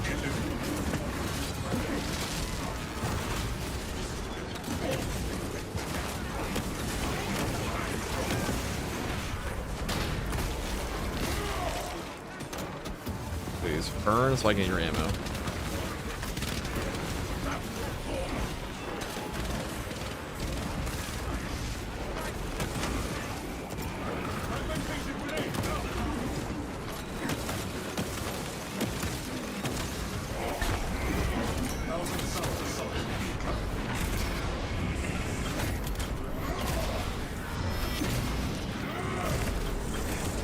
Fatality reported.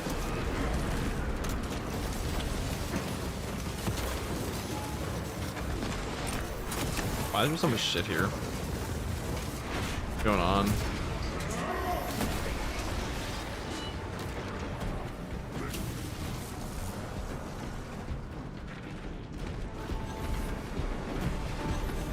Heavy bolt rifle heavy is so much fun. I don't know if I'd call it fun. It's definitely gonna be fun next patch, the new heroic one. The heroic one's fun. That one is cool. That has a fucking grenade launcher on it.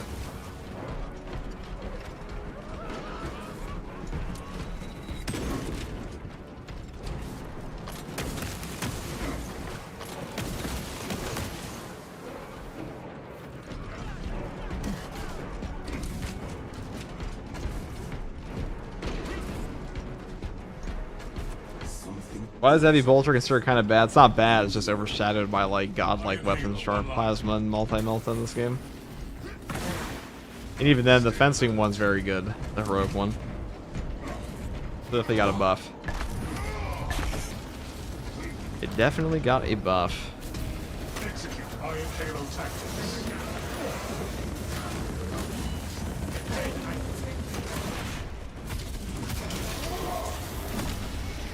Cultist, what happened? Controls unresponsive. Got to reset the link.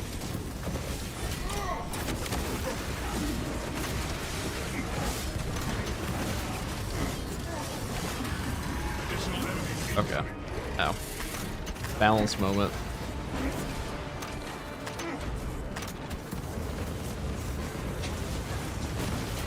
Iron Halo ready. Intercepting the cooperation. Now. Preparing disciplinary report.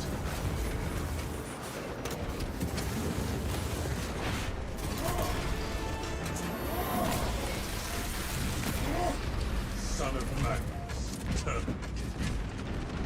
Is this live chat or what? It certainly is.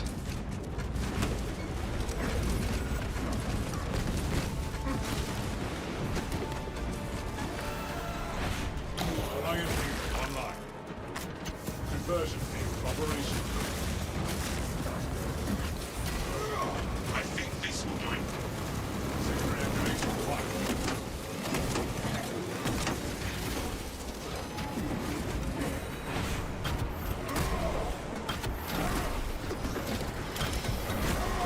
Eliminate the spirit.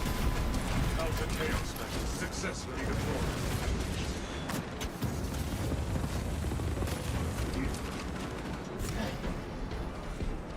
Timeout blocking protocols are the bane of my existence. There are 2 consoles and 3 of us. We will not be caught up.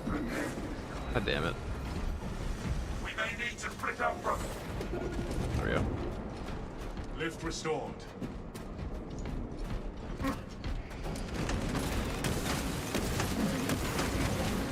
Enhanced tactic ready.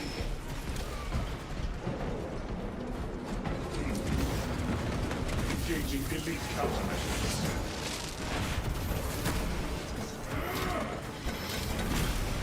Eliminate target before it summons reinforcements.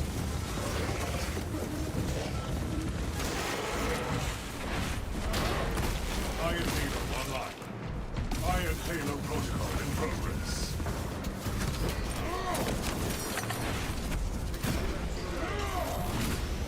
Heresy quotient reduced. Our descent continues. Okay. Thank you, Weekly, for reminding me every day why I like Tyranids more. Your aim, brother. Iron Halo ready. What needs that? Engaging elite countermeasures.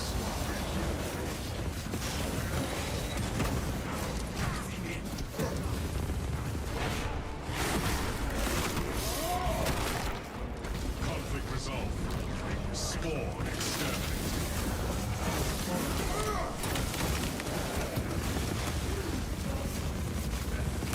Preparing disciplinary report.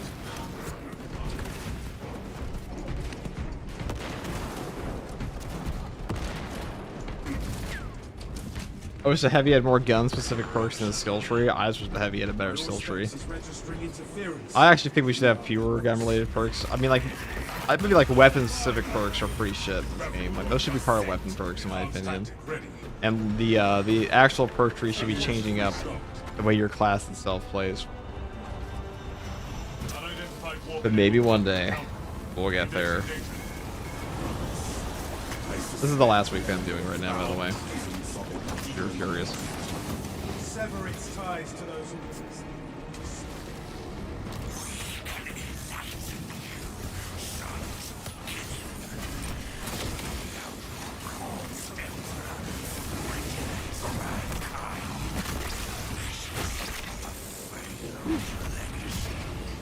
Another execute just for me.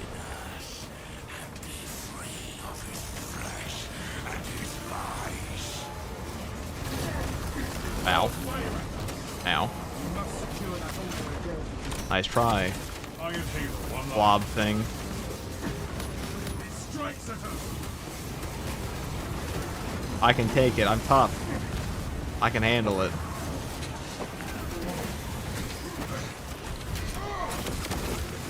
If I pass all the damage to my teammates, I'll never die.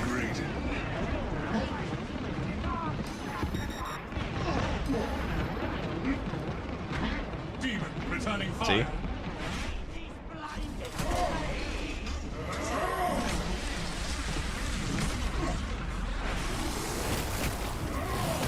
About doing another weekly? No, not after this. Altar destroyed. Not after this. Brace for demonic bombardment. Most helpful teammate. You're just sitting there. The empathy modifier. 100% damage shared among all players. That means my fire can will recover all my HP if I pass the burden of adaptation to all of their souls.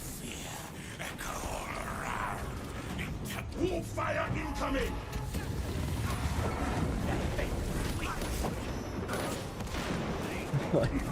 Guys, my fire cannon's going crazy here. I'm barely taking any damage while you see them dripping blood.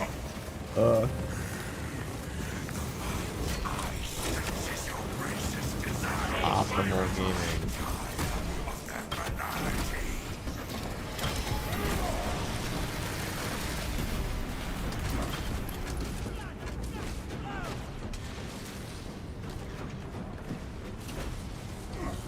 Going to kill you soon enough, demon. Demon host engaging. Ow.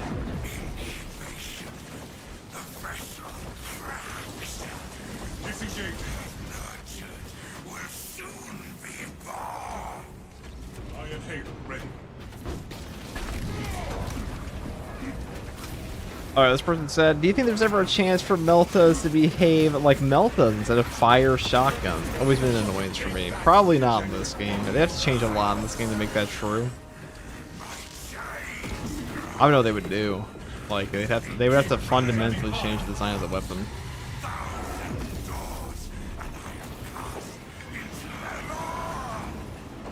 Regroup and refocus.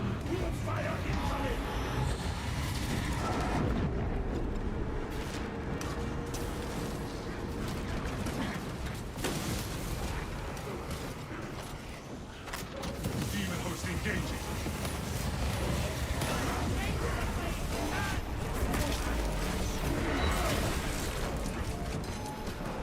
Brace for demonic bombardment. Me, an empath, watching my teammate being shot by a bird demon. I mean, that's a pretty powerful demon host to have a Lord of Change attached to you. What do you think it tells them? I mean, how many demon hosts have a greater demon of Zinj attached to them?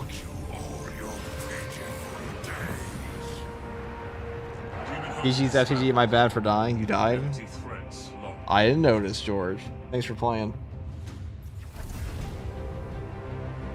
Thanks, was fun. Thank you both for playing. Now we're gonna play Absolute Plus. So I'm gonna call it an absolute nightmare. Not me, but dumb.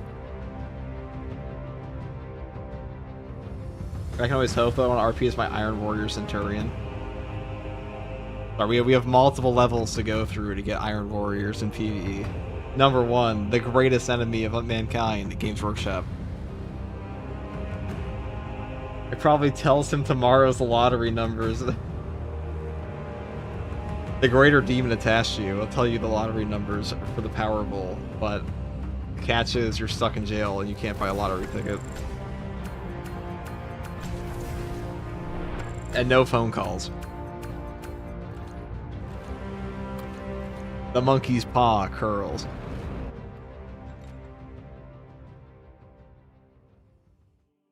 Absolute Plus is such a lame name. I know it is. That's why I renamed it to Nightmare.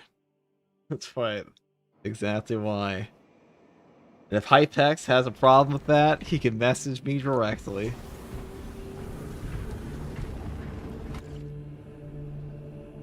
He did name a boss in it after me. Bro, I wish you would live stream when you play Nightmare. I do all the time.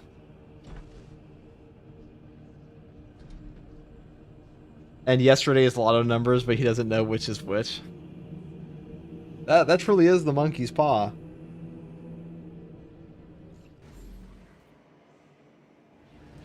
Unmatched Deal or Inner Fire, which one do you pick on Absolute? Well, Inner Fire is better. Unmatched Deal is just easier for newer players. It'll be easier to play with, but CDR is technically better if you're all on point. Okay. Okay, let me just retake this because I couldn't take it last time because my brain was rotted. I've been baited. Haven't we all, dude? Genjutsu's getting more powerful these days. Should have been plus ultra. Listen, there will be no My Hero Academia mentions in this chat. Okay, this is a JJK fans only chat. You're allowed one Naruto reference per chat. Nothing from Demon Slayer or you will be banned. You know how it is.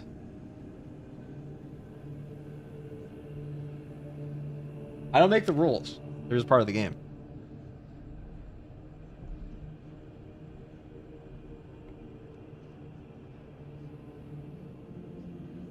Your video voice is better than my interview voice. I fumble more. You know, it's funny. It's exactly how I talk in the interview, too. Mid-hero. Tell louder for the people in the back, some random guy. My Hero Academia is trash. JJK is better. One Piece is also trash.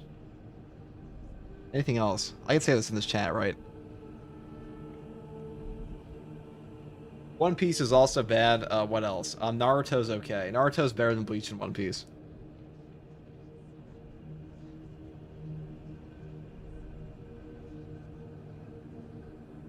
Kojima wants to be a Kamen Rider is the best anime airing right now. You know there was a Kamen Rider. It's funny that you mentioned Kamen Rider because there is an entire Kamen Rider show. You guys have seen Kamen Rider, right? There was an old. Kamen Rider is like one of the longest lasting things ever.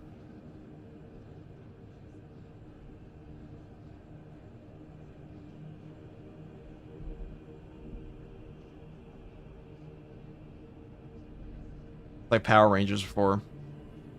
1971. Is JoJo's allowed? Yes, you're allowed to like JoJo's. We accept this is a JoJo's fan haven, actually.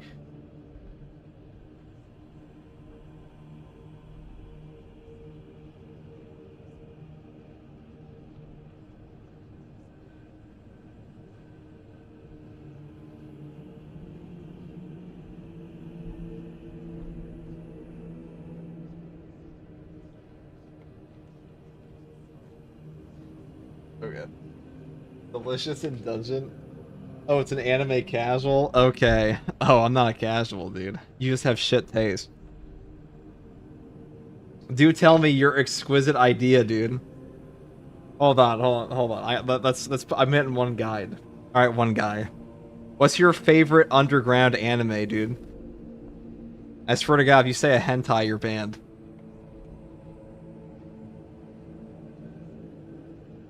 Let me guess, you like the immaculate art of Freerun.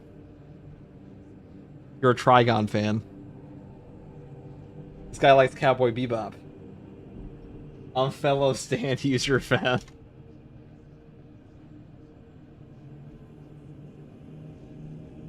Okay, let's go here. Unless you're referring to the other guy. One Piece is peak.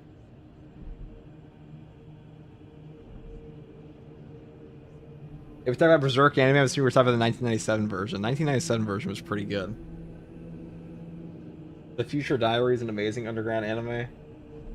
Oh god. What if I invite into this chat? Anyways.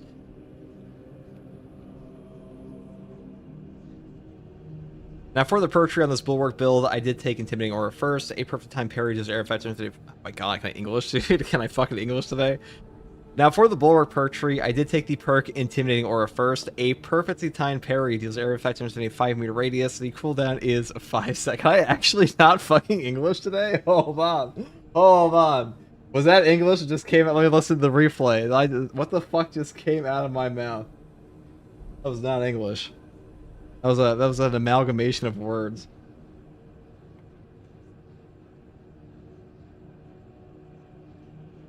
Take a sip of coffee now. Now for the Bulwark perk tree, I do take Intimidating Aura first. A perfectly timed parry deals area effect damage within a 5-meter radius. The cooldown is 5 seconds. This perk simply... Holy shit. I'm actually gonna grab water. I'm actually gonna die here, dude. 1 second. First stroke of guardsman. Yeah, that's honestly what it's like sometimes. What it feels like. Out of curiosity, what's my first language? What do you ask? I have an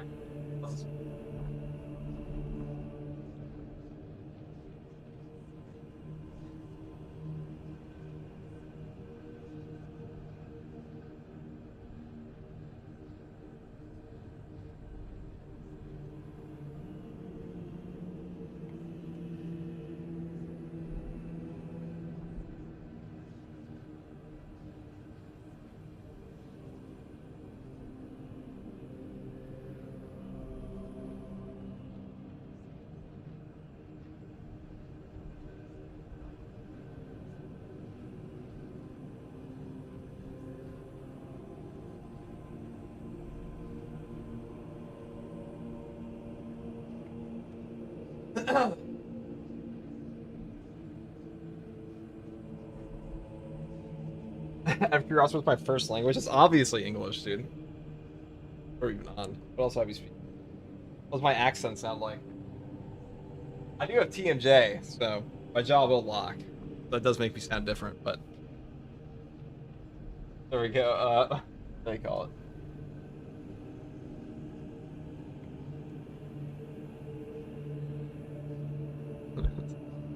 Sometimes he starts ranting about anime that we asked the Space Marine 2 question to distract him back to the game. Listen, okay. FTG was an anime tuber way before he was ever a Space Marine tuber. And this is why I find it particularly funny when 40k fans are like, ew, anime, as if their shit isn't like equally ridiculous. FTG broken possessed by corn. Alright. We're gonna do this, and then we're gonna do Absolute Plus, and then we're gonna go and, like, I don't know, find Jesus or something.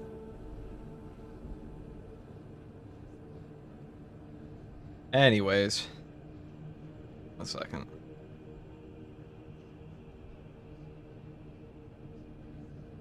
Ahem. Now for the Bulwark perk tree, we do take the perk Intimidating Aura first. A perfect time parry deals area effect damage within a 5-meter radius. The cooldown is 5 seconds. This perk does a ridiculous amount of damage. One of the best perks in the entire game. It can pretty much trivialize a boss fight on its own. You will deal significant damage to a Tyranid Prime, Hive Tyrant, Karn effects, even a Vortex Beast. It really is one of the best damage dealers that the Bulwark has on offer, so I really would pick this up, though I would say the perk up here, Conviction, is better for damage reduction. Next perk here is Scramble Targeting. If you are surrounded by 5 or more enemies, you will take 25% less damage from range attacks. This perk is just a free range damage reduction. Being surrounded by 5 or more enemies happens all the time in this game, so really easy to pull off, and much better than the perks up here like Shock and Awe and Armor of Contempt. Next perk here is Steel Within. When your health is less than 50%, you will take 30% less health damage. This perk with our 30% increased starting HP just gives us a ridiculous amount of survivability. Very powerful option in Space Marine 2. I will say Armor Reinforcement on Armor of Reinforcement is a very powerful perk as well. Getting armor back on a non-finished gun strike will save your life in a lot of scenarios, though having damage reduction overall I think is a bit better even on Tyranids. Next perk here is Focus Restoration. Every 30 seconds, all team members automatically restore 1 armor segment. This perk is just god tier, by far the best team perk the Bulwark has currently, because any amount of armor remaining in Space Marine 2 will reduce all incoming melee damage to 0, even from bosses. So having a 30-second drip feed of this for your entire team not only makes you incredibly tanky, but also makes classes like the Tactical that are usually very squishy tankier as well. So a really good synergy there for everybody. Next perk here is Purity of Purpose. The banner deals damage over time to enemies with its area effect.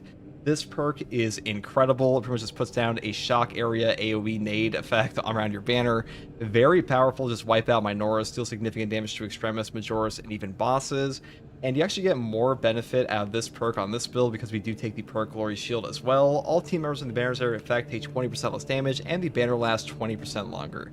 Now, since we have a 20% last for longer, alright, I give up. We'll do it later. I'm just gonna tongue twist. Sometimes your brain's just like that. I'll tongue twist it later. I don't give a fuck. I'm just gonna go play Absolute Plus. That's actually easier right now. That's. Does Siege Mode get any updates? No, and it won't get any. We'll get like a new map later, but none right now. Sometimes just not the day, dude. That's just not the time. It's not the day.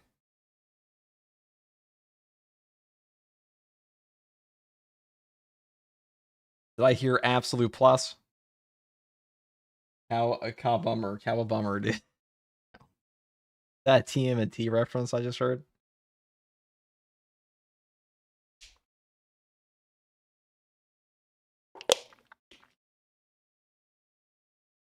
How a bummer.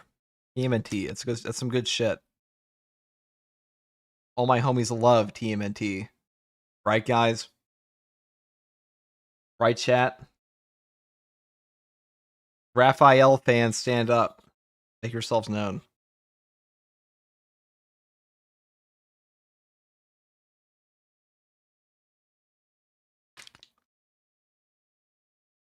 Have you called a plumber to your home lately? No. There's a guy putting in a new door for me tomorrow.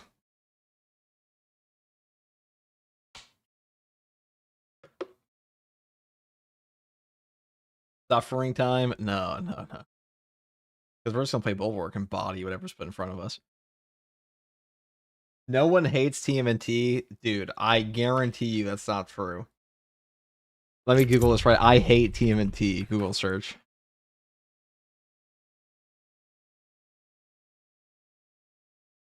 Okay, no, maybe nobody does hate this. It's all people who like TMNT but hate part of TMNT. Oh, here's a whole Reddit post from 2 years ago. It says, one of my friends doesn't like Ninja Turtles. What should I show him to give him the franchise? Hold on. It says, the guy said, what should I show him to have him give the franchise a chance? And the top comment says, if he doesn't like it, just leave him alone about it. This isn't a cult. People are allowed to have their own interests. I'm afraid this guy is incorrect. It is a cult. You're not allowed to not like TMNT, so...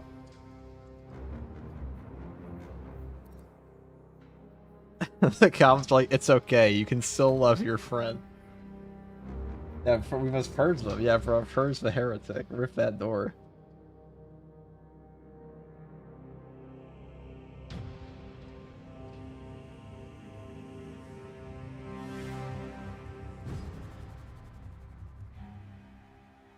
We follow the teaching of Master Splinter.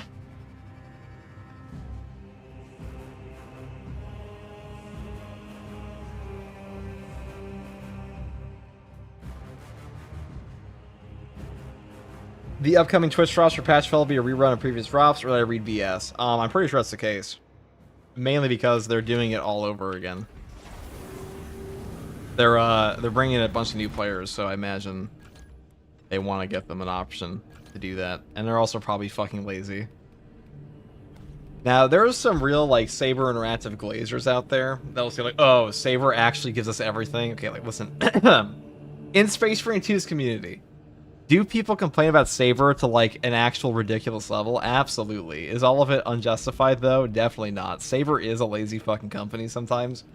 But, you'd also think this is some people's first video game ever with how they talk about it. Oh, look at that. That's rip. Like that. Bit of an iron. It's supposed to be for Iron Warriors, but we'll take it.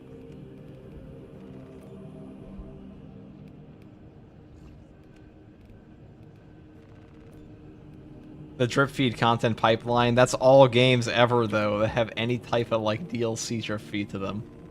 It's either that, or you get, like, a... Or you get something worse.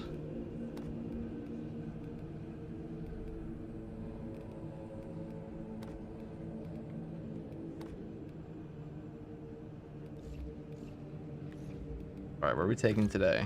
I mean, we could take the power sword, but the power sword is definitely worse for this than the power axe, but it has aura, so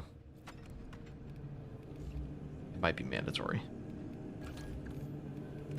Now, you probably do want an icon on this and like defensive mastery. If it's let's do it. We'll go for the Black Templar axe.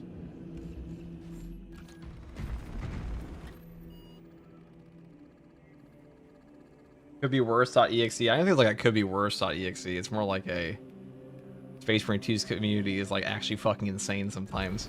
I don't know where the complaints come from sometimes. Yeah, it's a $5 DLC. Like, listen, I don't want to be the guy to say like, I'm probably the last person everyone wants to hear say, listen guys, if you can't afford a $5 DLC, maybe don't play a fucking video game. And if it's that big of an issue, if like if this is the straw that broke the camel's back, a $5 DLC, where the fuck were you when Battlefront 2 fell? Where were you when the MTX store came for Darktide? Where were you when the Avengers game suffered? Where were you when the horse armor began? That's food for thought. Thank you, Tangongo, for the prime sub.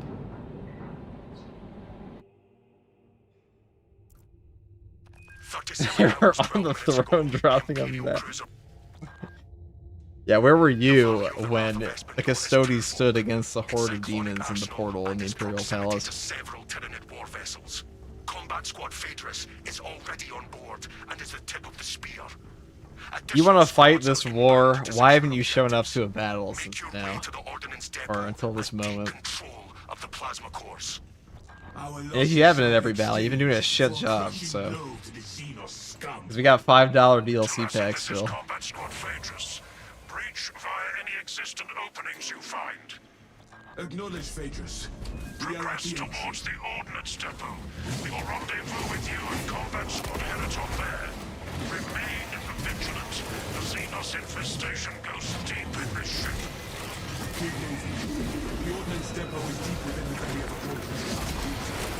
Eradicate every trace of Xenos existence we encounter.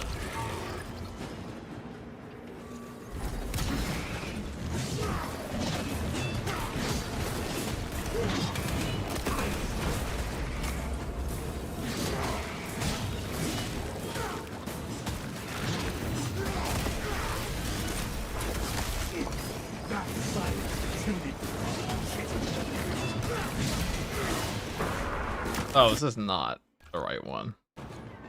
This is not a block one. By the time you're duo with Haze, there'll be a conflict where you'll be able to set the amount of secondary bosses, etc. So you can have 5 bosses at the same time. Isn't it fun? I mean, I'll see what I'm fucking doing on Saturday. I don't actually have a proper time scheduled for that, but yes, most likely. That sounds super fun. That sounds so much fun. That's riveting. I'm gonna do this on Inferno because it's a prettier map than Reclamation, maybe. Actually, Reclamation looks pretty sexy, though. Right, this is a fencing one. First of all, yuck. We want block. We want the Chad block weapon.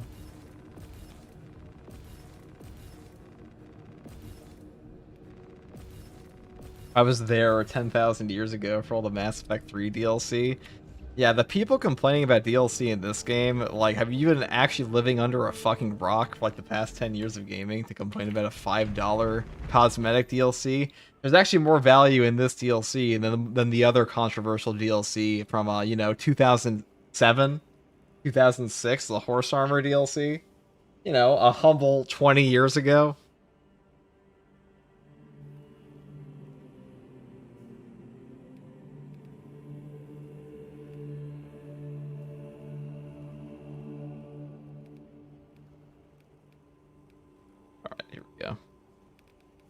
Send me into...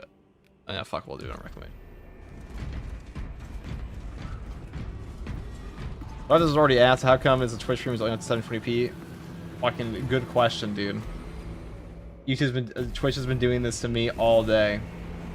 I have it set to stream in 1080p, and then it just doesn't do it. Or, like, sometimes it gives it, and then it, like, removes it. So it's a Twitch issue. It's done this to me before.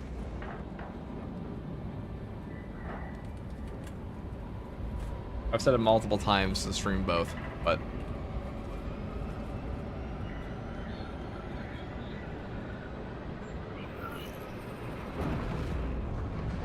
COD cosmetic packs to be $20. To be Snoop Dogg, like, come on, guys. True.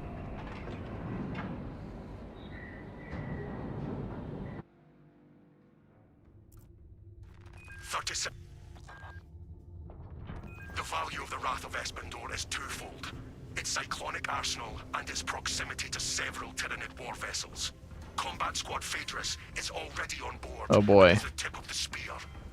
Additional I can't wait to see how we die in this one. Make your way to the ordnance depot and take They can monetize this game so much more if they wanted to. This game, Space Marine 2 has a consumer-friendly DLC policy. I don't think it's a question. There's not a single DLC in this entire game that's above $10 in 2026. All gameplay content in Space Marine 2 is free. Every single bit of gameplay content in Space Marine 2 is free. What are we complaining about? Like, at this point, we just don't understand that games cost money. Eradicate every trace of Xenos existence we encounter. Like, I'm all for consumer-friendly practices, but complaining about a video game costing money, like, that's really where the argument ends at this point. It's like, oh.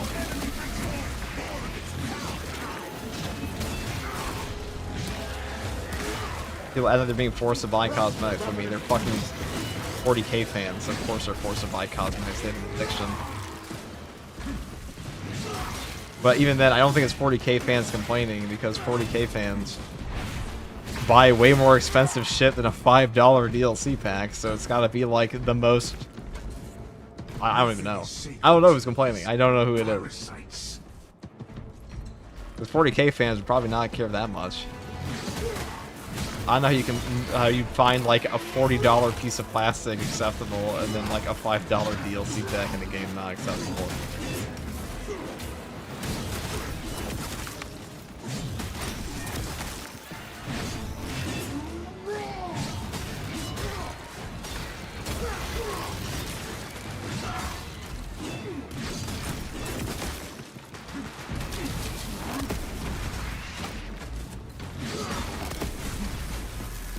Mini figure prices. Multiple contacts swarming our locus. What is your status, Talassa? That's true. I have a Lego Theoden that I'm pretty sure is worth like 80 bucks. We have drawn their focus. How many DLC voice packs can I buy with that? Phaedrus, try again. At least one. Talassa, Combat Squad Heraton reporting. We lost Fox contact with Combat Squad Phaedrus. Do you know their status? Phaedrus went silent. We must consider our brothers lost then. Our objective is to secure the cyclonic warheads at all costs. Encountering heavy Tyranid resistance. Warning appreciated. Stand firm. Fight hard.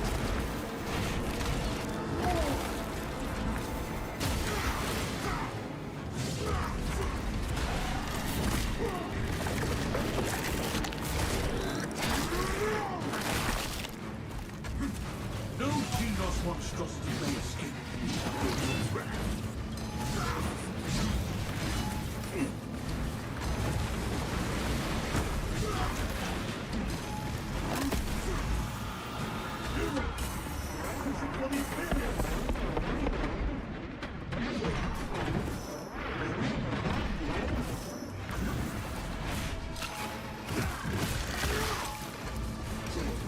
There is no stable ground.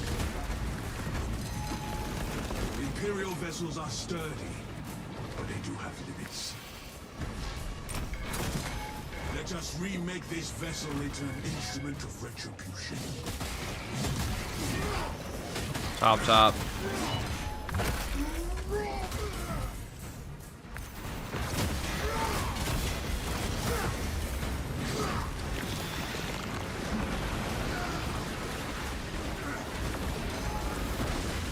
Our glorious battle straight to me.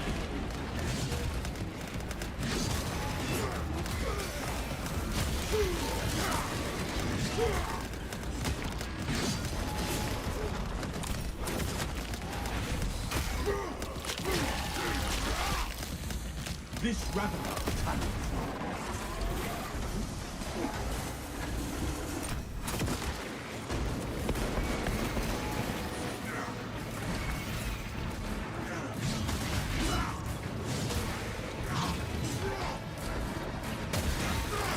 Get us to the grave.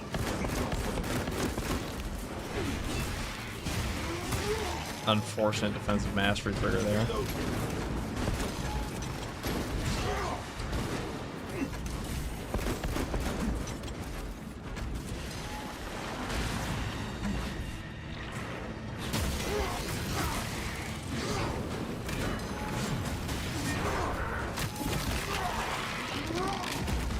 Pew pew. Right through the wall. Feels good. These healers gotta go, but you really don't want to.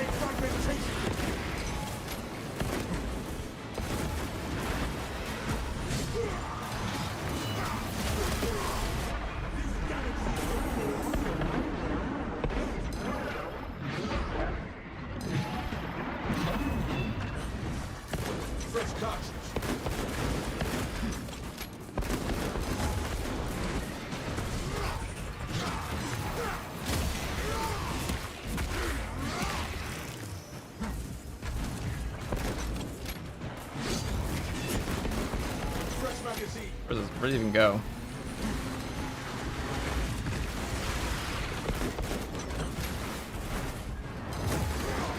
You on crack now? Did he crack out? That's the real question.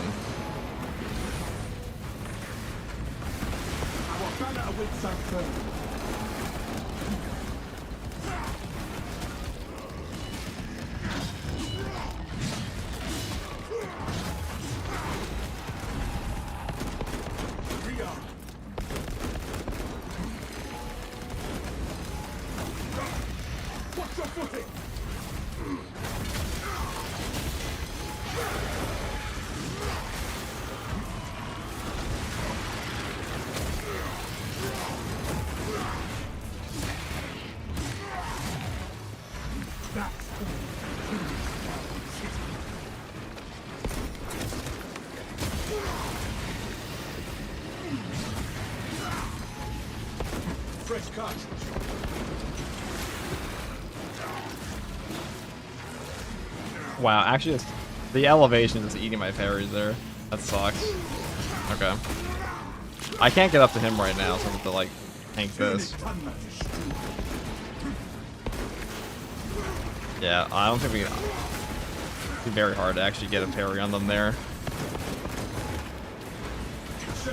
Game's not very good with geometry like that.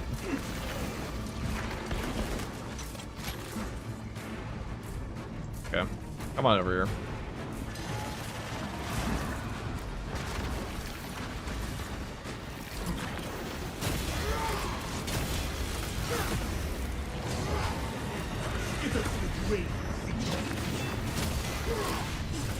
There you go. Okay.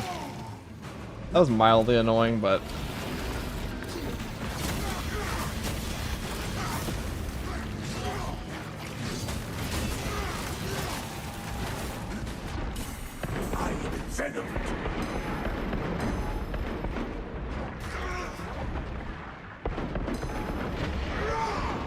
Fresh magazine.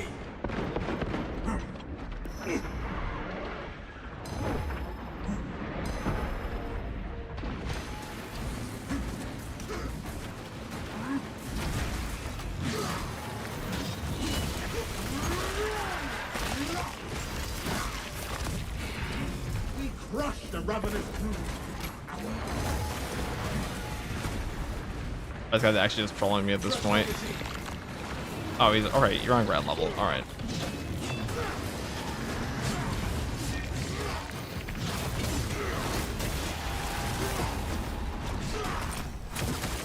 A neural probe cannot be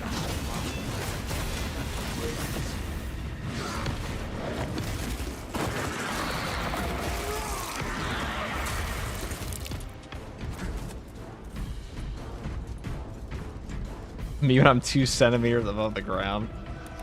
It is mildly annoying, isn't it?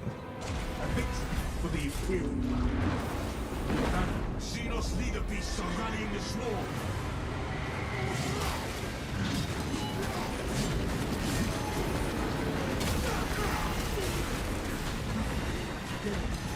They hide that.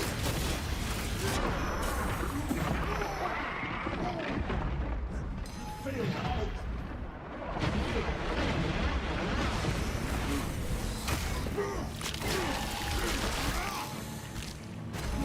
Soil no longer trembles at the rapid presence. The Imperial Navy has impressive armaments. All this firepower. We will afford this cruiser one last attack.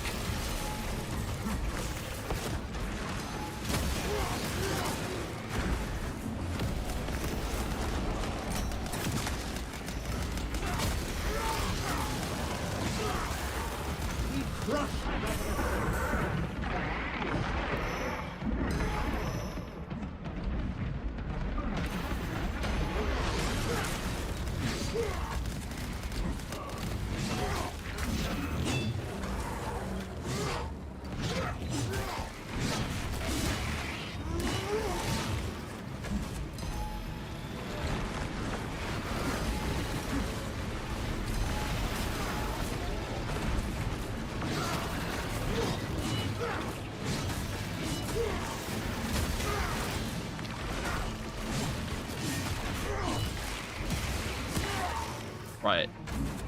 Skitter to the grave.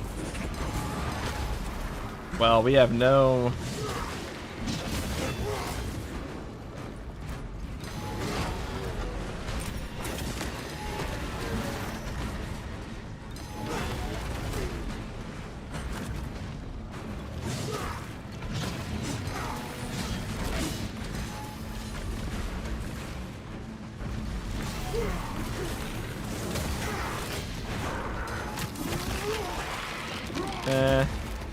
That silence intended fire.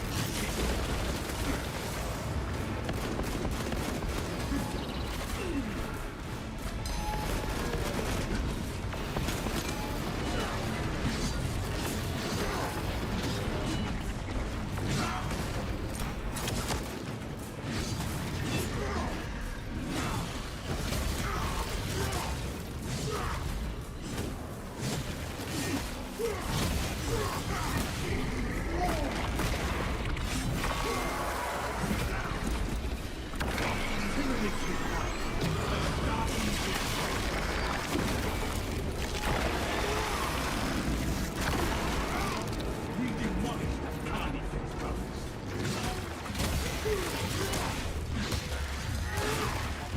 This galaxy is the door to Okay.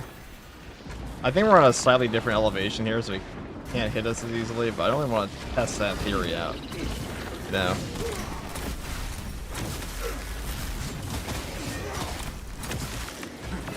incoming storm eye. For the Emperor.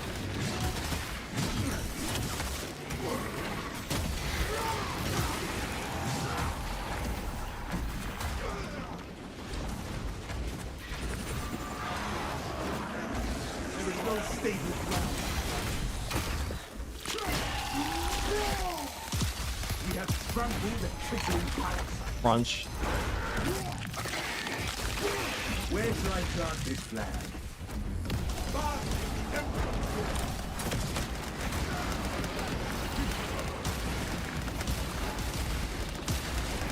Alright, number one we need to go here is just kill the neural throat.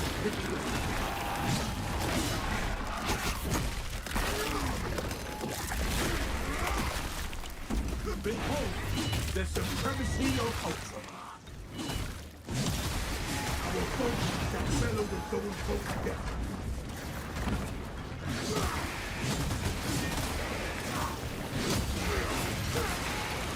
That silence Tyranids fire. Tyranids distract and dismantle.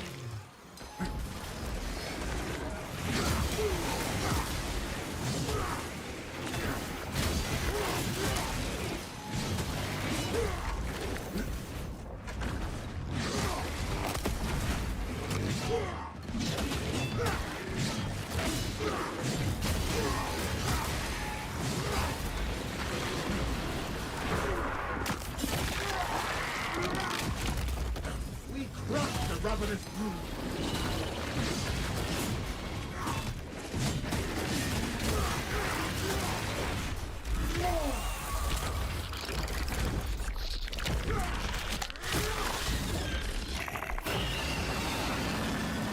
Alright, well that's moderately easier now.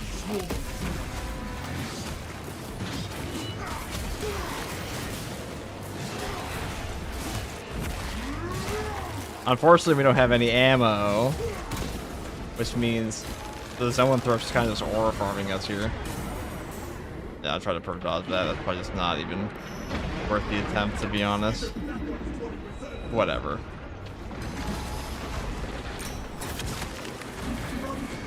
Eradicate every last feeder. Fire on those fires. Filthy fiends follow the last.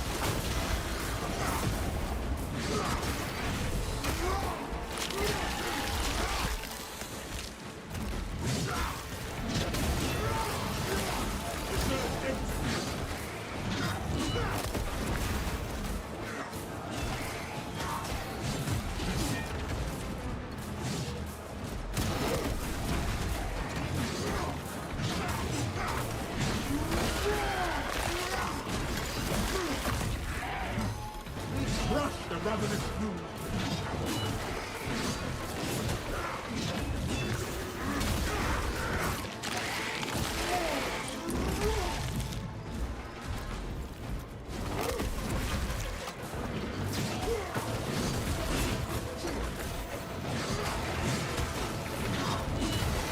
That's ready to deploy. Everything exhausted. That is the last of your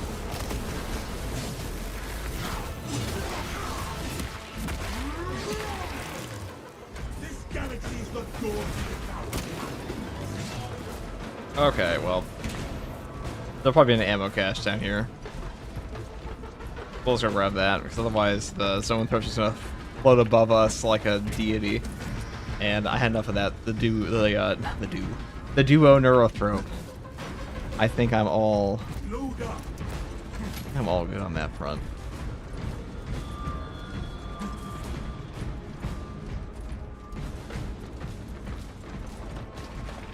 There he is, look at him. Steal your minds. Stop that target from riding fresh water. The foe one, steal yourself. All coming. Fresh Okay.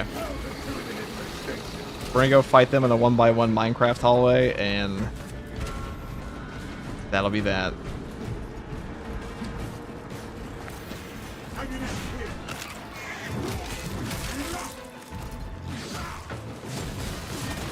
Does perfect block the damage to enemy with intimidate aura? Yes.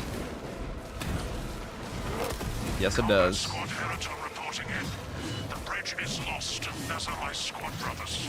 I am cut off from our planned route to the Ordnance Depot. Calculating a new route based on your report, Heriton. Standing by. Be advised. The cruiser's crew managed to execute security protocols before they were overrun by the Xenos brood.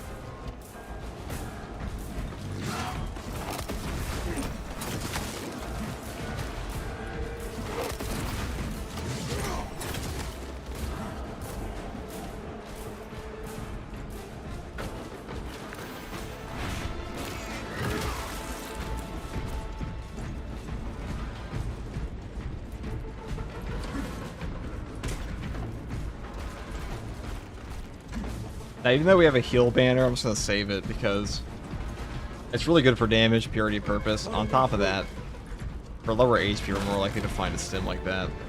Alright, we have a crack grenade over there. That's actually pretty useful. But melt the bomb's a little bit better. Talassa, commune with the main console in front of you to bypass the security protocols. Secure the main console, brothers. Beep boop bump. Activate any router switches marked with these sigils, and these sigils only.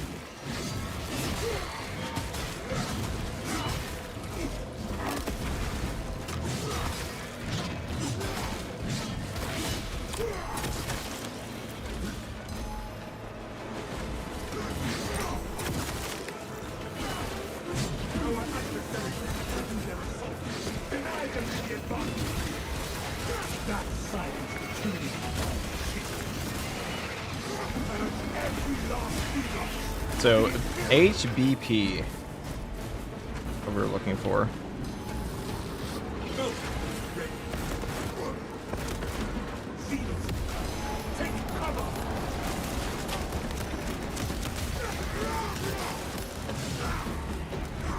Inserting rounds.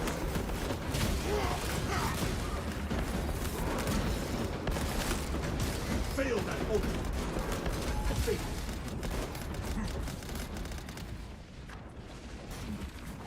Let's do this. Symbol is a match. Ow.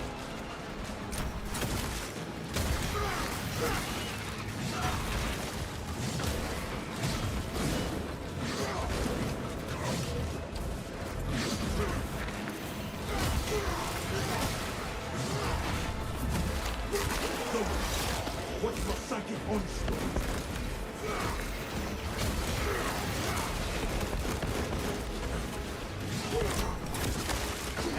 Crush the ravenous brood.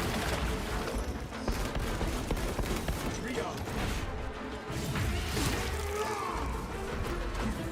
This tide of Xenos is over.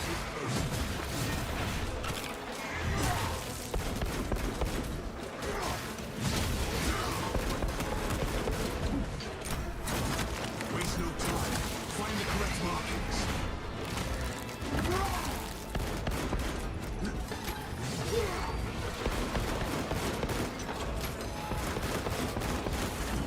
No forward focus. You stand us. Execute that one. Let them summon aid. Stay alert. See nothing to the chittering Xenos. Skither to the grave, Xenos. Reload.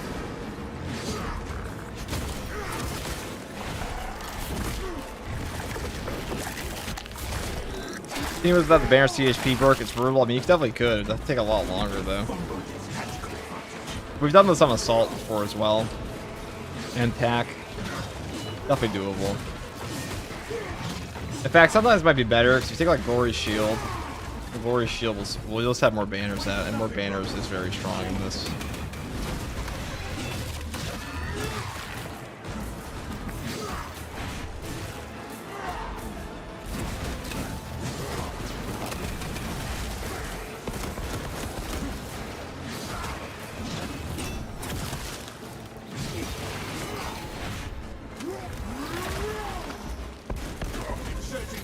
You definitely be forced to play a little bit more conservatively, though. At times. Can I go over there?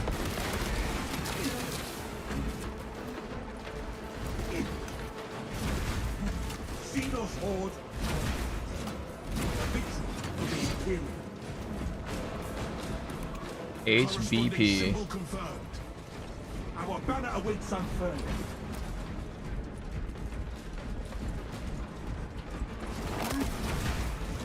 If the symbols do not match the console, we will be locked out and forced to try again.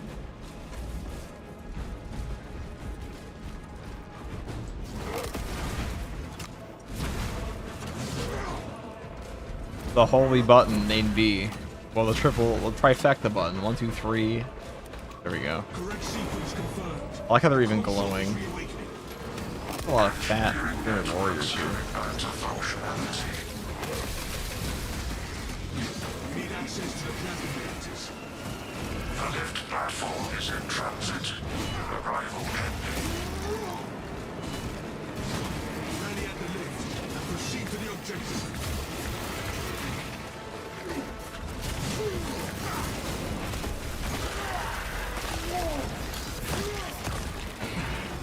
This galaxy's not yours. But now we can finally leave this godforsaken spot. That combat squad Phaedrus is lost. I need a mission status update from all remaining combat squads. We'll see if we get a boss spawn again. We've had some pretty mean ones. First one wasn't too bad. The Card Effects plus Neurothroat, though, that's one of the hardest combos you can do in this game. Neurothroats are really mean at the Card Effects. Talassa, you are nearing the reactor cooling hall. Report on its condition when you arrive. Is there a reason you don't take the AoE on sprint attack with the axe? Battle stratagems. Because it's more damage, or because it's more damage. Save you and protect the cyclonic armaments. Talassa, That was a cooldown. It's not bad. are to destabilize the reactor. I would more so take that on Vanguard and stuff like that, though. May redirect their assault to you, buying Heraton and Octavio some time to prime the armaments. How you play this mod with Pack? Yeah, it's actually pretty easy with Pack. Disable the emergency Tactical might be one of the easier options to do it with. Ooh, what's the bomb? Maybe get a boss spawn. emergency blast shields retracting. Warning. Coolant rods exposed. Talassa, I need you to disable the entire cooling array. Concentrate fire on the exposed cooling rods. Aim for the exposed rod sections.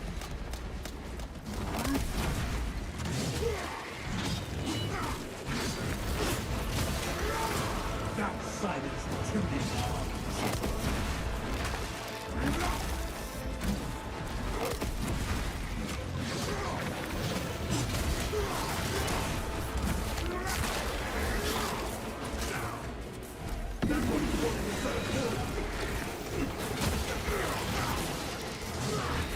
There will be more foes to overcome, and we will succeed!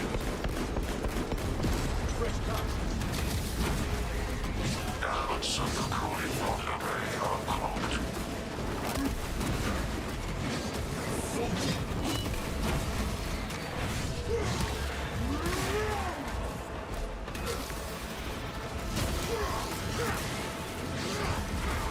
Fresh magazine. Our adversary wishes to renew their assault. Deny them any advantage. Elements of the cooling rod array are clogged.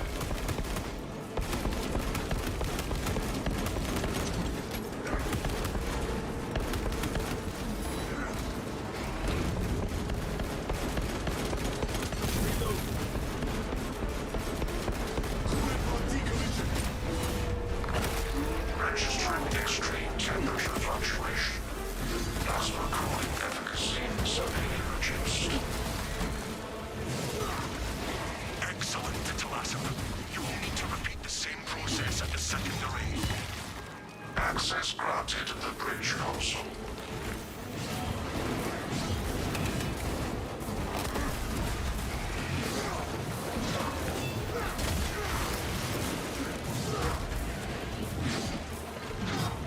Tyranny sits back and descends. Our boats shall bellow the golden boat together.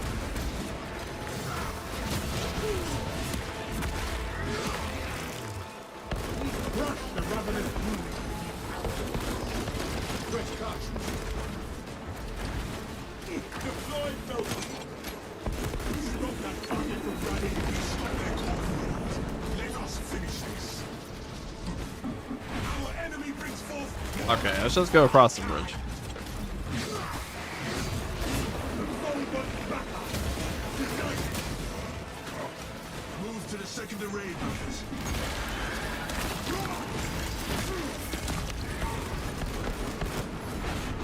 Banner, ready to deploy. Fail that order. Triage.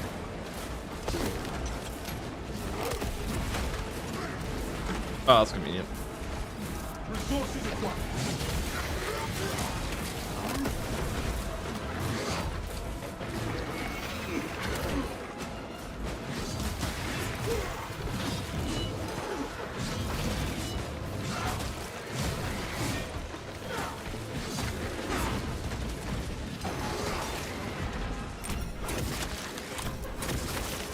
That silence intimidates my shit. Identify blockages and remove Xenos organisms.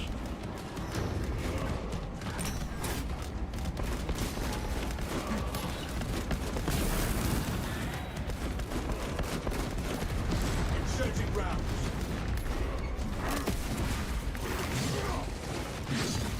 Xenos hunting storm. That Xenos is living on right in the first one. This ship is a beast. Anyone's urging.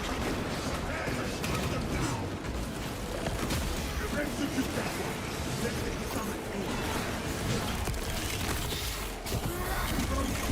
Let's take every last Xenos. The Xenos foot will no longer trace. Reload.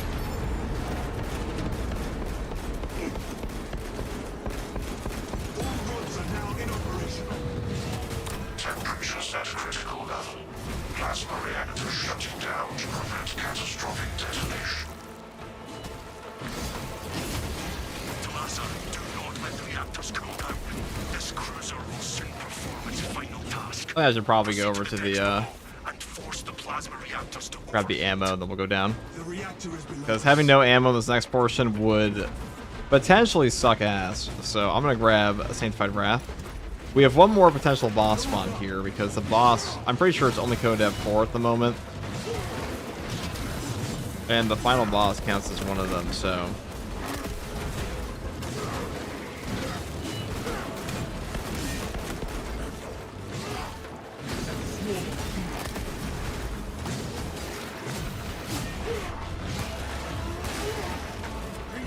Let me just waddle through here. There's no end to them. Yeah, there's no horde cooldown, so they'll just keep coming. Gotta There is no going back. move along.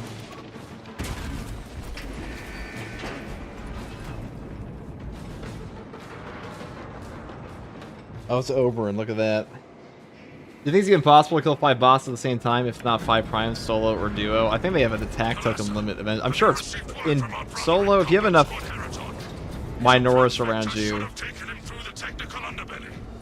Negative.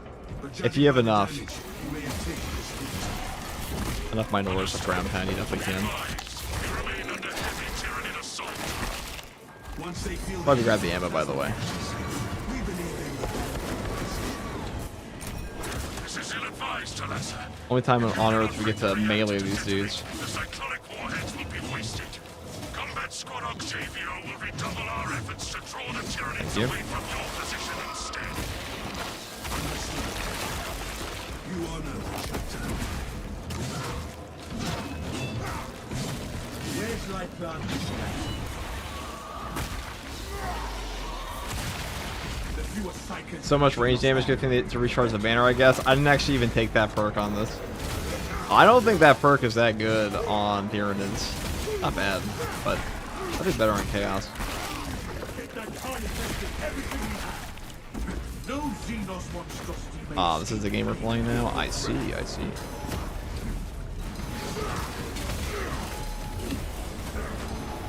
Listen. Amplify our value.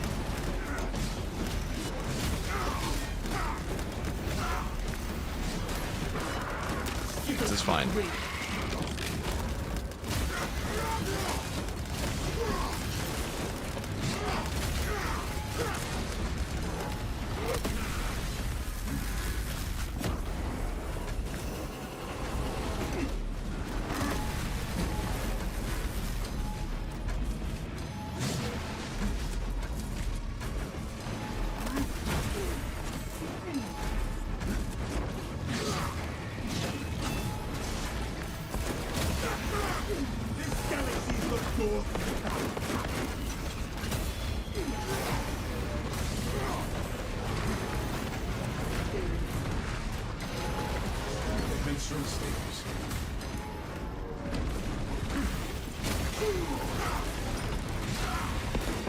fresh cut.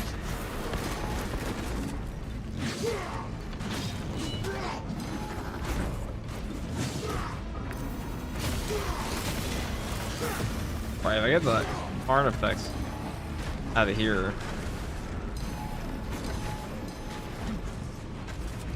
Right.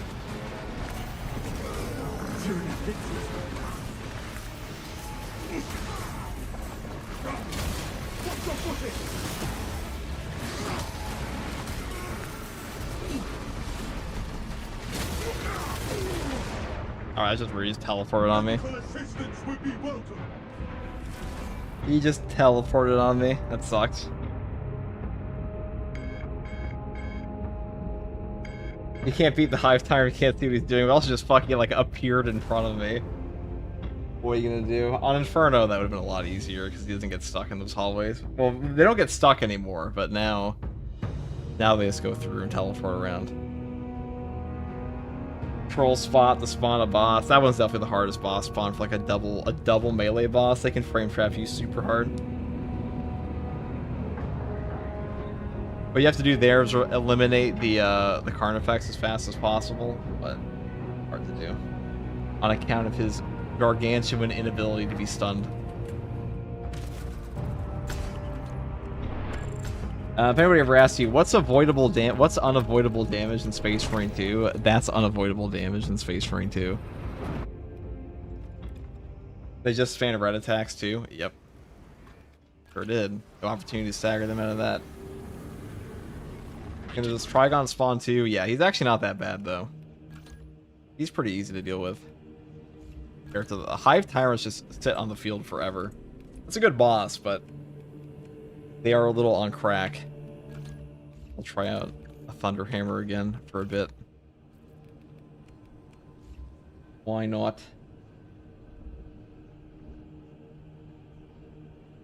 Could be worse. Imagine there being a Neurothrope. I would take a Neurothrope over that, personally. I think I would.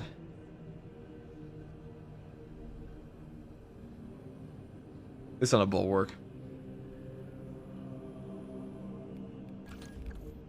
We'll swap over to a Son of Sanguinius, shall we? I'm not doing this one on Reclamation, though. I'll do this on Inferno's way more fun. For this one, become Warhammer 40k. Trigons aren't too bad, because Trigons, they're actually fairly respectful in how they fight.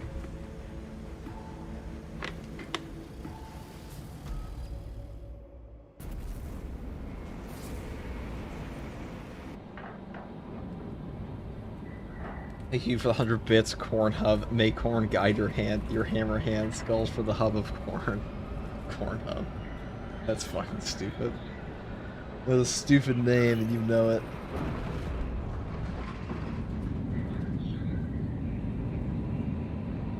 How many hours do you have put in this game? At least 2 hours.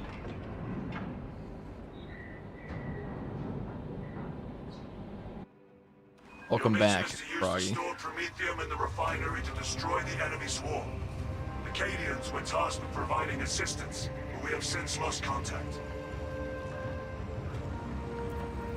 First, proceed to the Cadian outpost and establish their fate. You must then infiltrate the refinery and complete demolitions deployment. Trigger detonation only when the main swarm has entered the blast zone. Captain Akaram will coordinate our efforts over Rhodes. Let us deliver the Emperor's wrath to these creatures.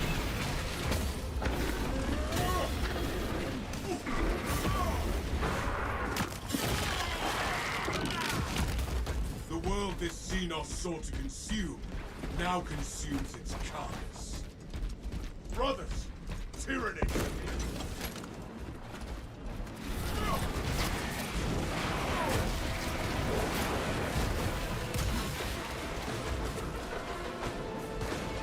That one's dismal life for its rising reinforcement weapon.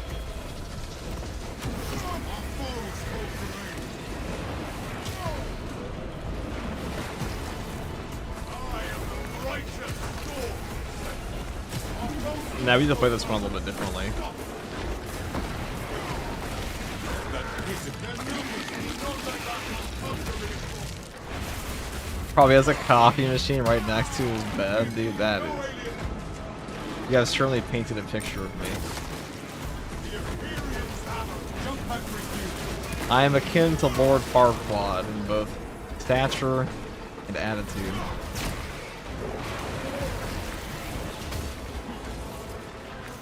If you were asking which Trek character I am, which I'm sure some of you have been wondering.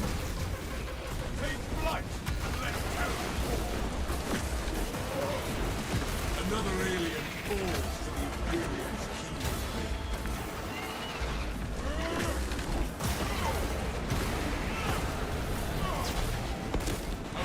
key. A sacrifice you're willing to make. Many of you will die, but the sacrifice I am willing to make.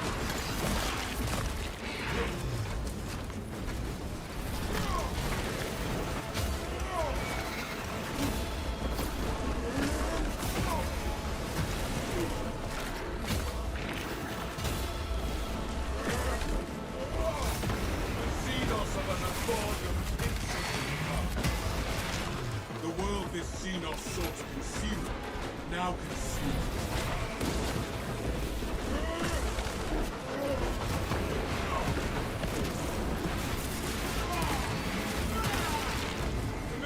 It's not... I don't like Neurothrips that much, but... I'm more worried about what's coming with him in the actual,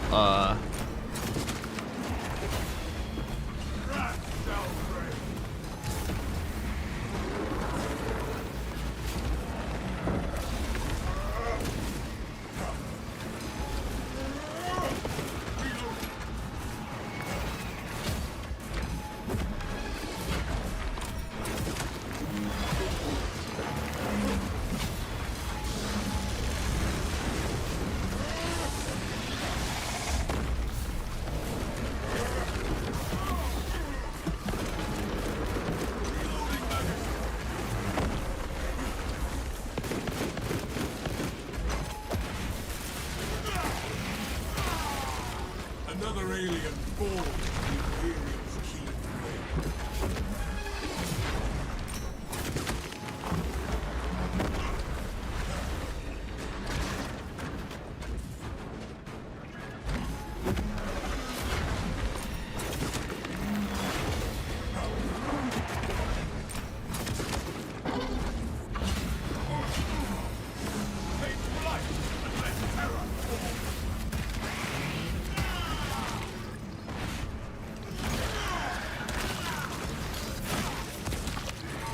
That pitiful Xenos was but no horror of blood. give me it. Okay.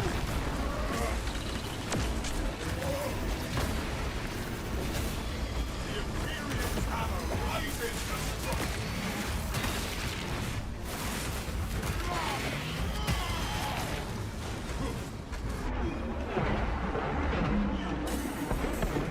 Jump back to the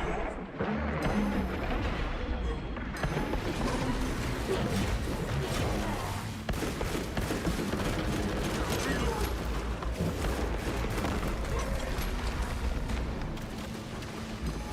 I am the righteous storm.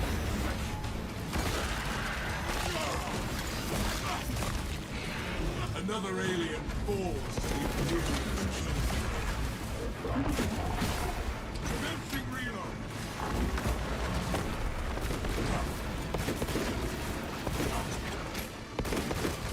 I am airborne ready.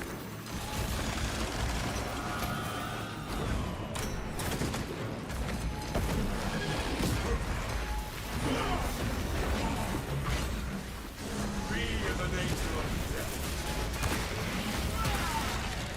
The one who our souls consumed now consumes us all.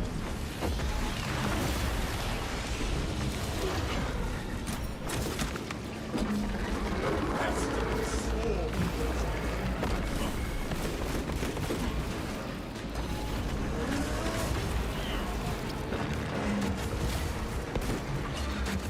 Avenging angels. So disruptive. Neurothrop Trigons was rude. Xenos hunger is insatiable, but the Imperium is gone. They both kind of just interrupt each other's attacks.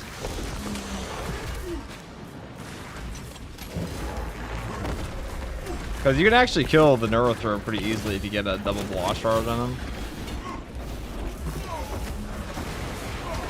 But not when he's doing that constantly.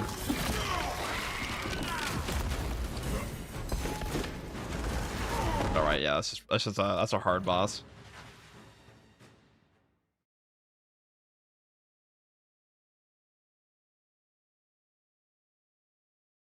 Okay, we'll do that one more time. We'll try it again. That's a hard cookie to crumble. What are you gonna do?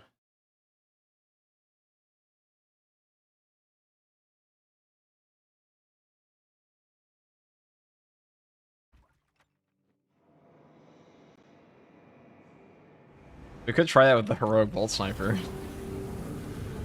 That'd be a fun run. I thought we were gonna miss every fucking shot after a while though. Fuck it. We'll do it anyways. Indomitable spirit, definitely want that. Conviction, exacting focus. These are all good things. Plus tactical ambush. Yeah, this is the build.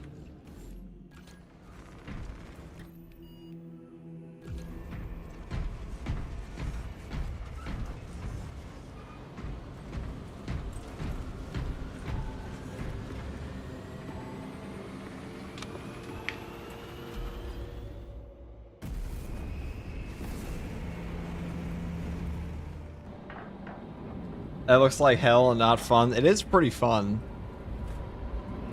when it's not a Trigon plus Neurothrope. Like some of the boss spawns, I mean, there's a reason you don't see a. There are certain boss combinations you don't see in Space Marine 2 ever, and it's because without, well, at least by yourself, the frame traps become inevitable. I'd say the hardest boss combos are like if you add in a Neurothrope plus any other melee enemy, because the way the melee bosses are designed in Space Marine 2, this is an issue in Siege mode as well. Your mission is to use the stored Promethium in the refinery. Is that they usually have like a very staggered melee hit for you to get like your HP back on, like your armor back on, parry, block, whatever it may be. But if anything else is like out there spamming unblockables with a 5-mile radius, yeah, it gets kind of hard. Captain Akaram coordinate our efforts over Fox. Poor sightlines in this swamp. Oh, it's the first shot. Oh, it's the second shot. I don't even know why I try when their heads return back. Like, genuinely no point. Oh, we got a refund because we double shot him. Whatever. Fester and rot. Xenos abomination.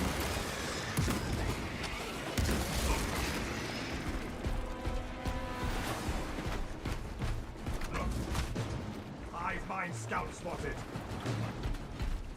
They shall not see. Oh.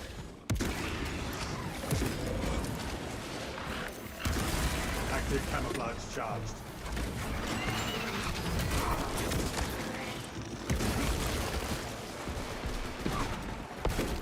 Now, one thing about this weapon is if you kill Minoris around, you execute a Majoris and it headshots all the Minoris while your heroic bolt sniper's equipped, you will get ammo back. That kind of headshotting.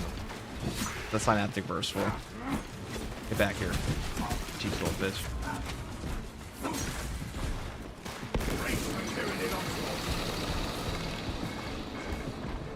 Camelio line end game. Camelio line close ready. Stand still.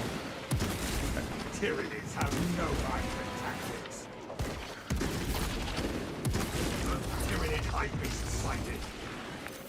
Changing the stealth ready. Being impatient, being impatient.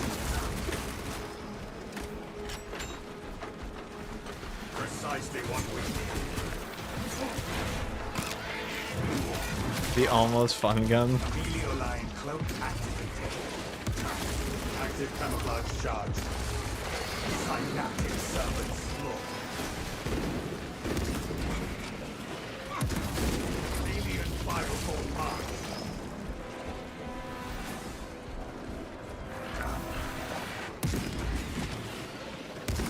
Camelio line cloak ready.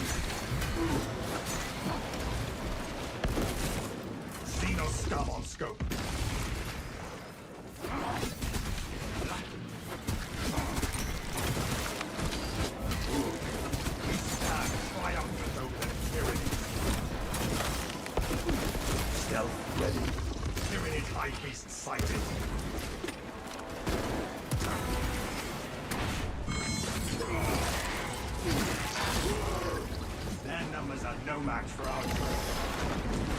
Active camouflage charge.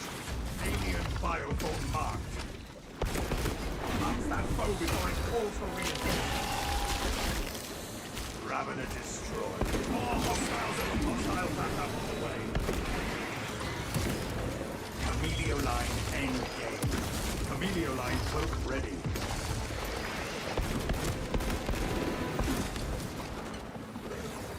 Our adversaries are keen to see no scum on scope. Perhaps they think to choke our rivers with their dead. Alien bioform eliminated. Unseen ice on my target. No Oh, that has shot friend.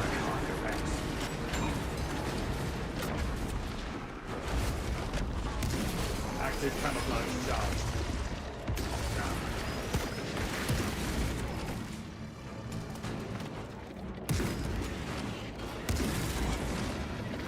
Camelio line cloak activated. Tyranid high priest sighted. The top stealth ready. Europrobe spotted. Do not let it get inside your head. Off by that. Okay.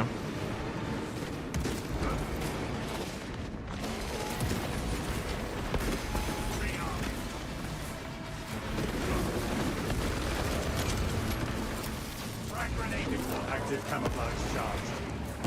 Alien bioform marked. Well, guys, I don't want to waste my shots. Okay.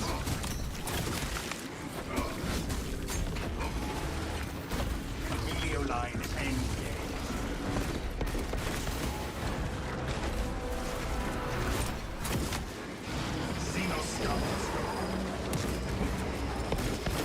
There's gonna be an ammo box over here, so oh no. Camelio line cloak ready. There's like a normal ammo box. Nope. Okay. So ends.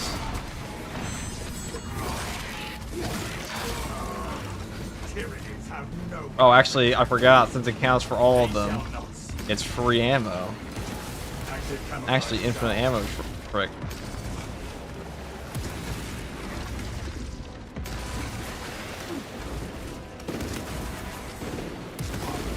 I am a phantom of death.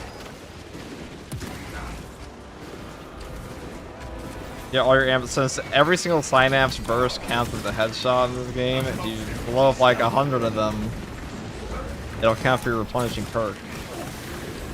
They shall not.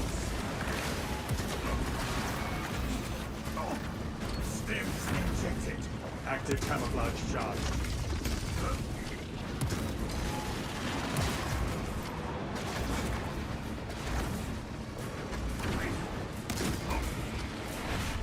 Camelio line close ready. Their numbers are no match for ours. Camelio line close activated. Maybe it's because it's actually more ammo efficient than I thought. Well, I mean, technically it's infinite ammo already, but you know, like, even in case of tragic mishaps. Active camouflage charged. Camelio line engaged.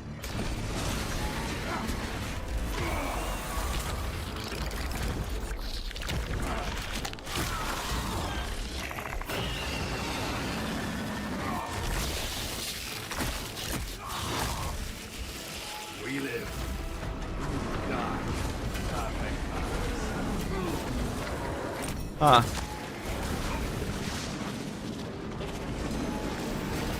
I'm sure we'll be.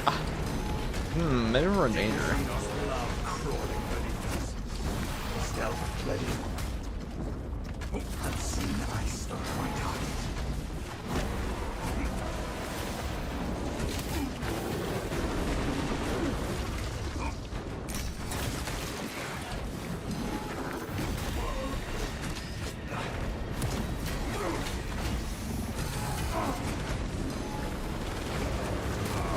Okay.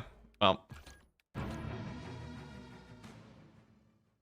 Oh, heck, suddenly getting that. Wow, really good, dude. It triggered the second boss spawn as soon as one died. That's what you win for your super cool knife mode. You get a double card effects into a fucking hive tyrant. Damn, you sucked. Yeah, dude. Anyway, I'm like, really, dude. Basically playing minimal.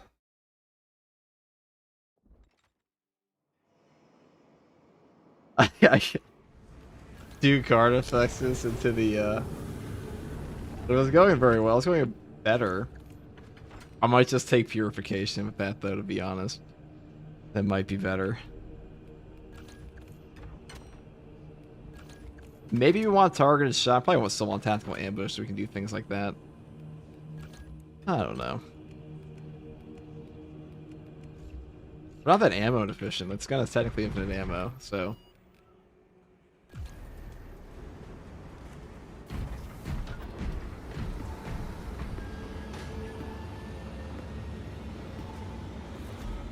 Where's the bike knife? What do you mean?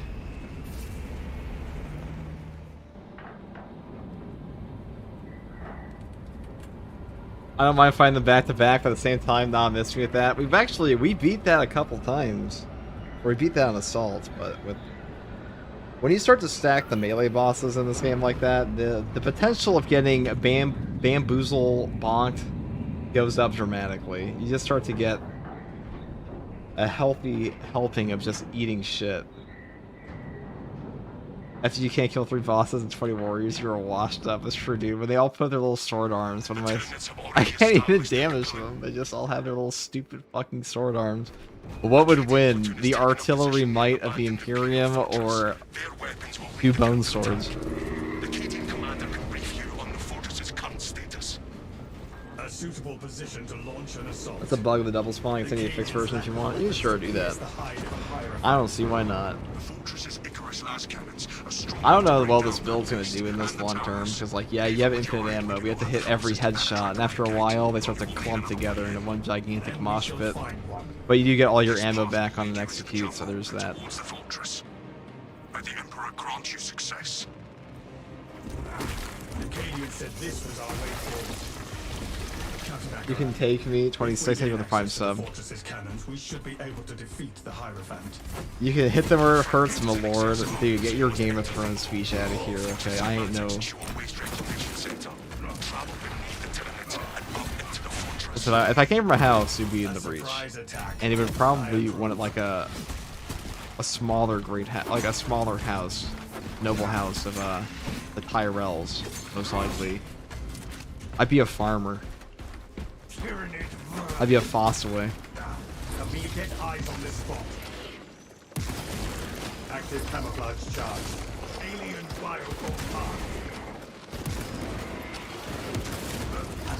Rendezvous at mark. Second wave headed aid fail in their quest for aid. Stealth Bang. ready. Thing. Rearming. They shall not. Tyrannid high beast sighted.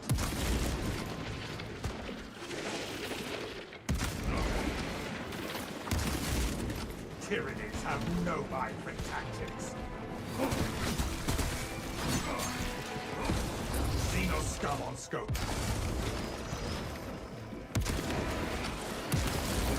Lance that foe before it calls for reinforcements. A Camellia line cloak ready.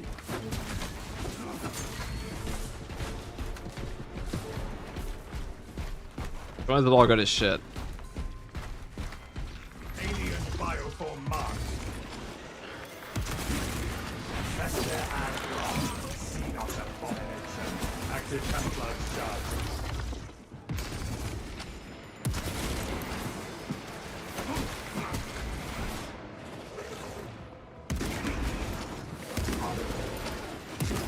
I am a phantom of death.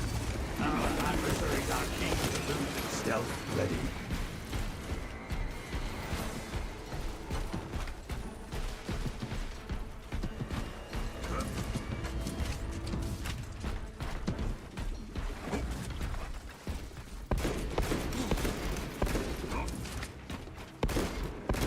Reloading. Thing. Alright, what's fun? Oh, a victim. That zoanthrope is no more. Active camouflage charge. Checkpoint located. Spore line spotted. Alien fireball loaded. Get eyes on this. Can't see shit. Chameleoline cloak ready. Xenostab on scope. That's annoying. Get your dust out of my face. Chameleoline NK. Fire on the dummies.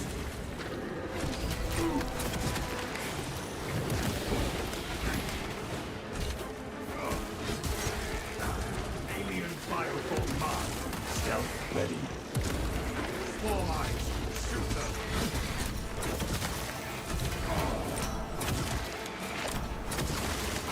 Tyrannies have no right to attack.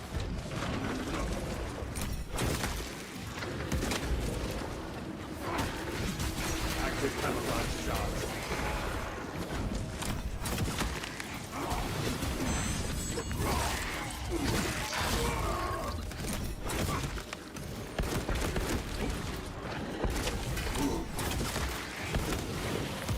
Eliminate Xenos mines.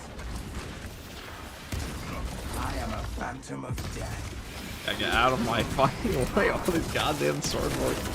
You see, it wouldn't be so bad if they didn't block 100% of my damage when they put their arms up. Their numbers are no match for ours.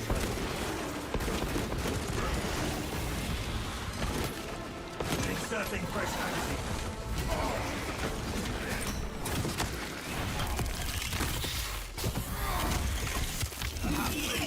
Choke our rivers with their dead. Hostile backup on the wall.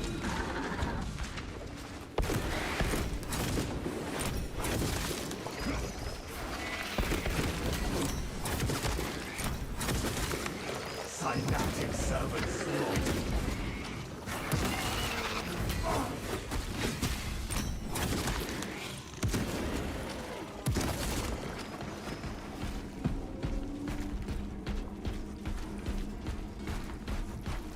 I can't see shit health I receive. It actually has drop pods like in my eyeball. Yeah, it's like that's the Tyranid equivalent of a smoke bomb.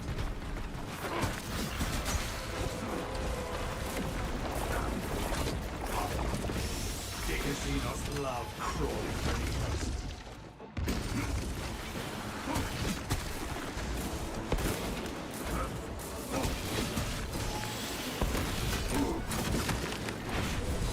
Perhaps they could choke our rivers with their dead.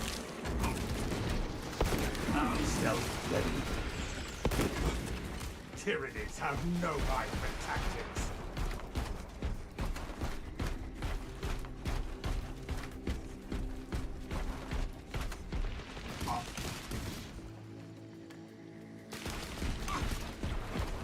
Alright, well, that's okay. We didn't even make it to the first boss spawn yet, but what are you gonna do?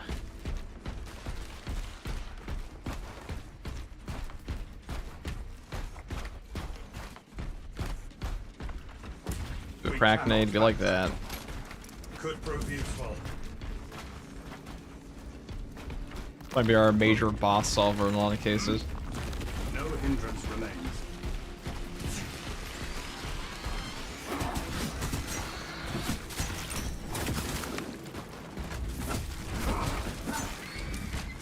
Oh, no spawn? Wow. Lucky us.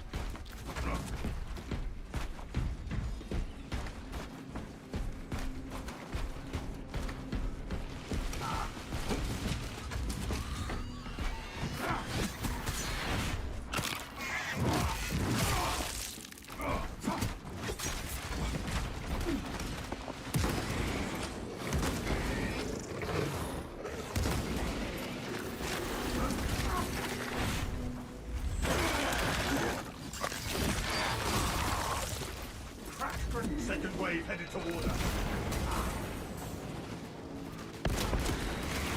The stench of Xenos taken. Chameleoline close active. Active camouflage charge. Xenos skull on scope.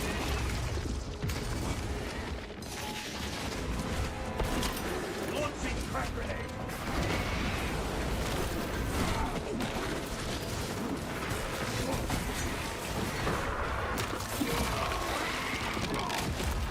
Chameleon line cloak ready. Alien bioforming. I am a phantom of death. Active camouflage.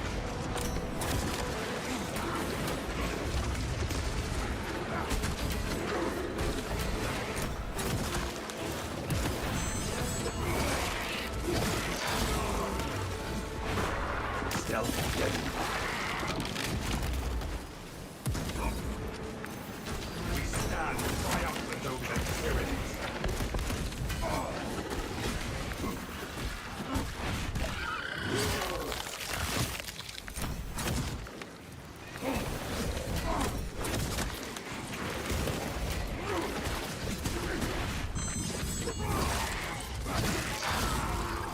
Synaptic servants roll. Backbow before it calls for reinforcements. Their call must be heard. Apply additional active camouflage charge.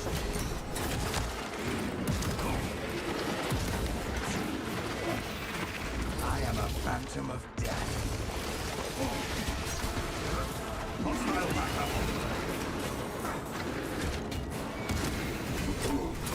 More hostile race material. There is a lift slipping around us. Replenishing vitality. Changing magazine. Chameleon line cloak ready.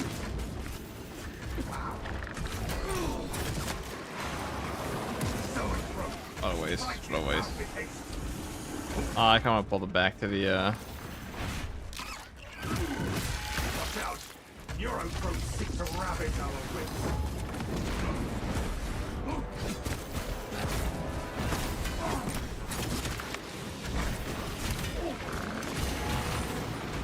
Active camouflage charge. Readying its volley.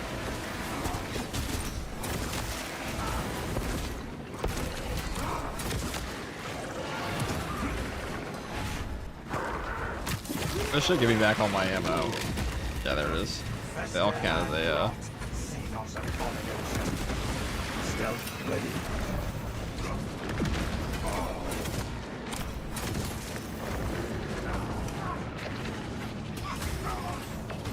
They shall not see me.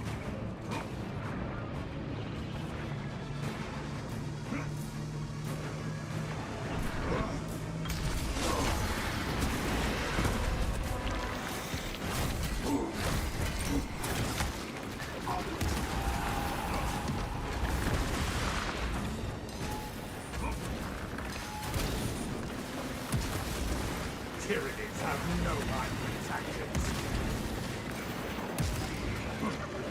A most impressive cleansing blows.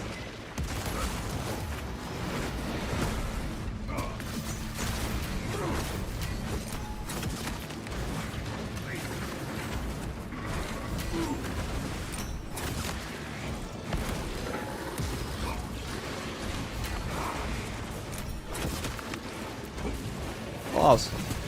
Warriors, huh? Hack grenade!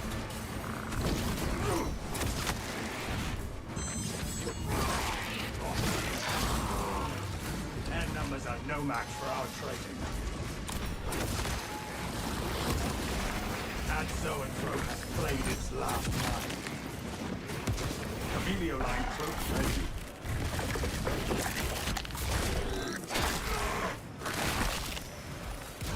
The lictor stood no chance.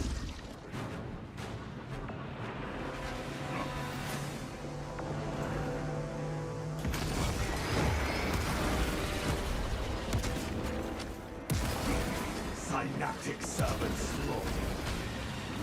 Alright.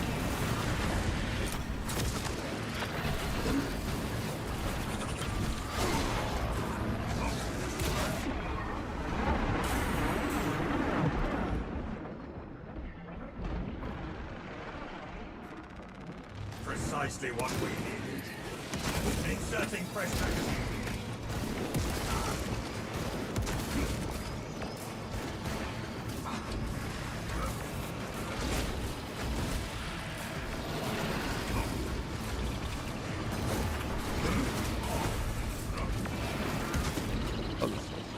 Can I just bang?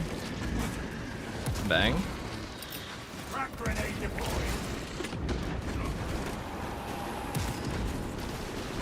Unseen ice of my time. Amelio line cloak ready.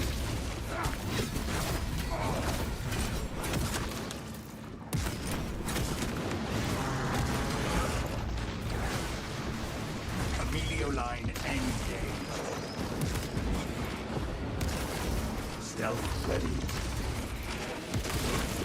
Alien bioform eliminated. Perhaps they seek to choke our rivers with their dead. Active camouflage charge.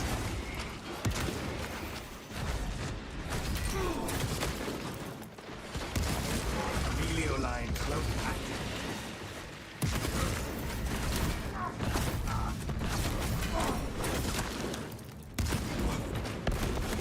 Inserting pressure. Amelio line cloak ready.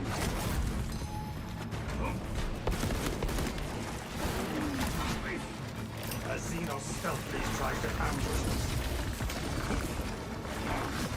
Alright, well, I do deserve this.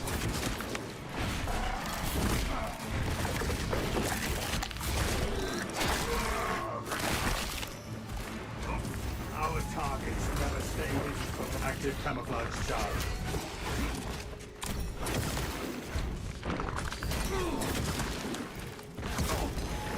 Take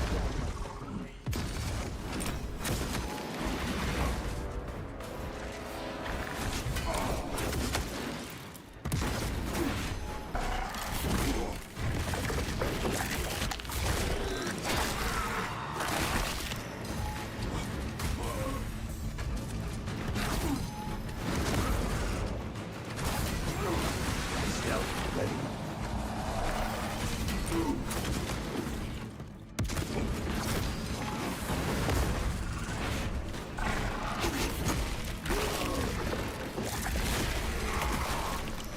Xenos viscera is everywhere. I am a phantom of death.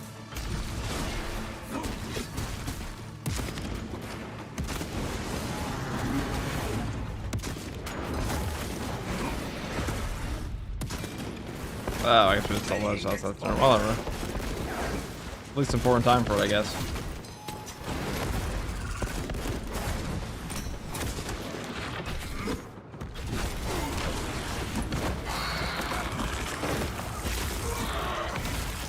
Active camouflage charged.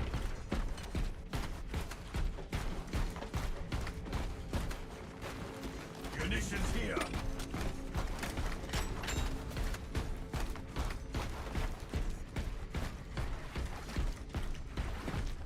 Your Vanguard loving is mauling as Cypher stocks go up.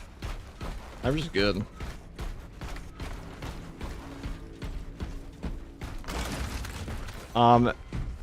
For a bulwark build, you make an argument for carrying a shield versus a hammer. I mean, shield lets you animation cancel, it's just better. Focus fire on the Under question. terrorist beast. Right, all the experiments we're fighting right now. Crack grenade out. Amelio line cloak ready. Eyes up, runners. Xenos descending.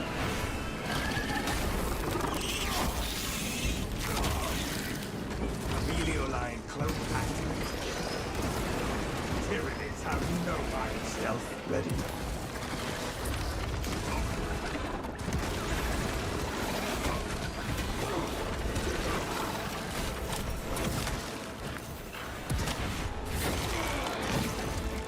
Active camouflage charge.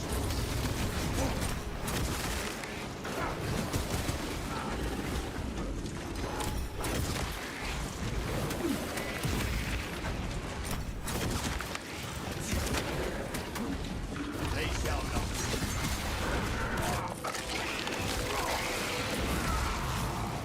Fester and rot. Amelio line cloak ready. Amelio line engaged.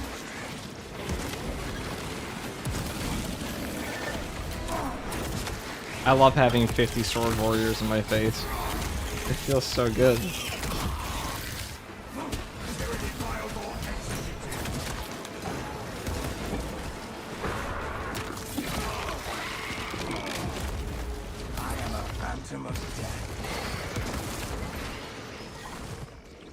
Stealth ready.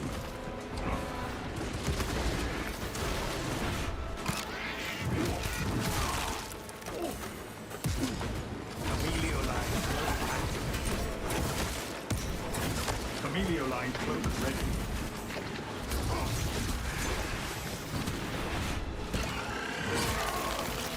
The reclamation center entrance is just ahead, Captain. The hive ships are moving into range of the capillary towers. We are in Kadaku's final hours.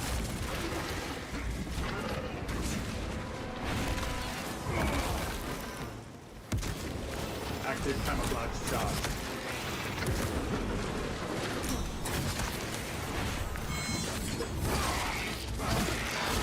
Second wave headed toward us.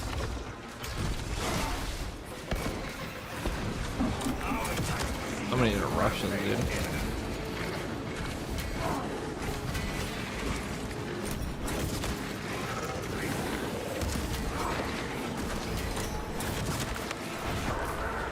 Media line cloak ready.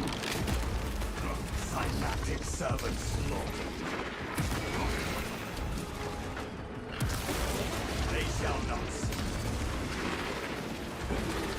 It'd be a lot less annoying if they didn't like block 100% of all range damage every time they put their bone swords up, which means the amount of enemies you can actually shoot. Maybe if we hit every headshot, or not, obviously, but Stealth ready. the amount of guys we actually have to shoot to do actual damage to is pretty low.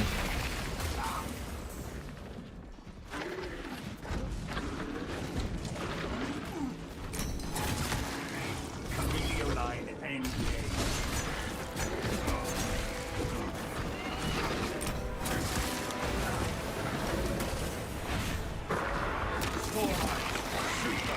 We live. Xenos die. Perfect balance. Camelio line cloak ready.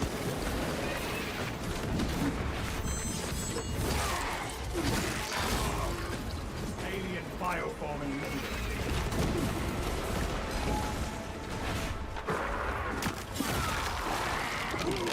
Our adversaries are keen to lose it.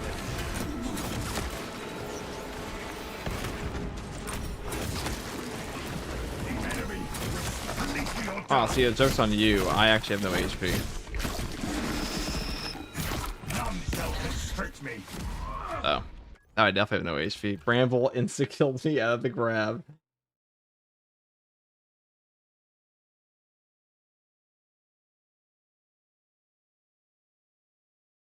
There we go. Alright.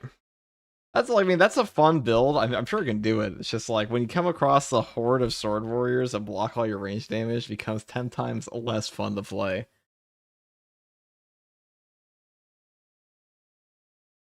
It can definitely work. Like that build could probably go through it. How fun! It'd probably get like 10 times better once you have a melt-a-bomb. Then you just blow up all the sword warrior hordes over and over on a 30-second cooldown.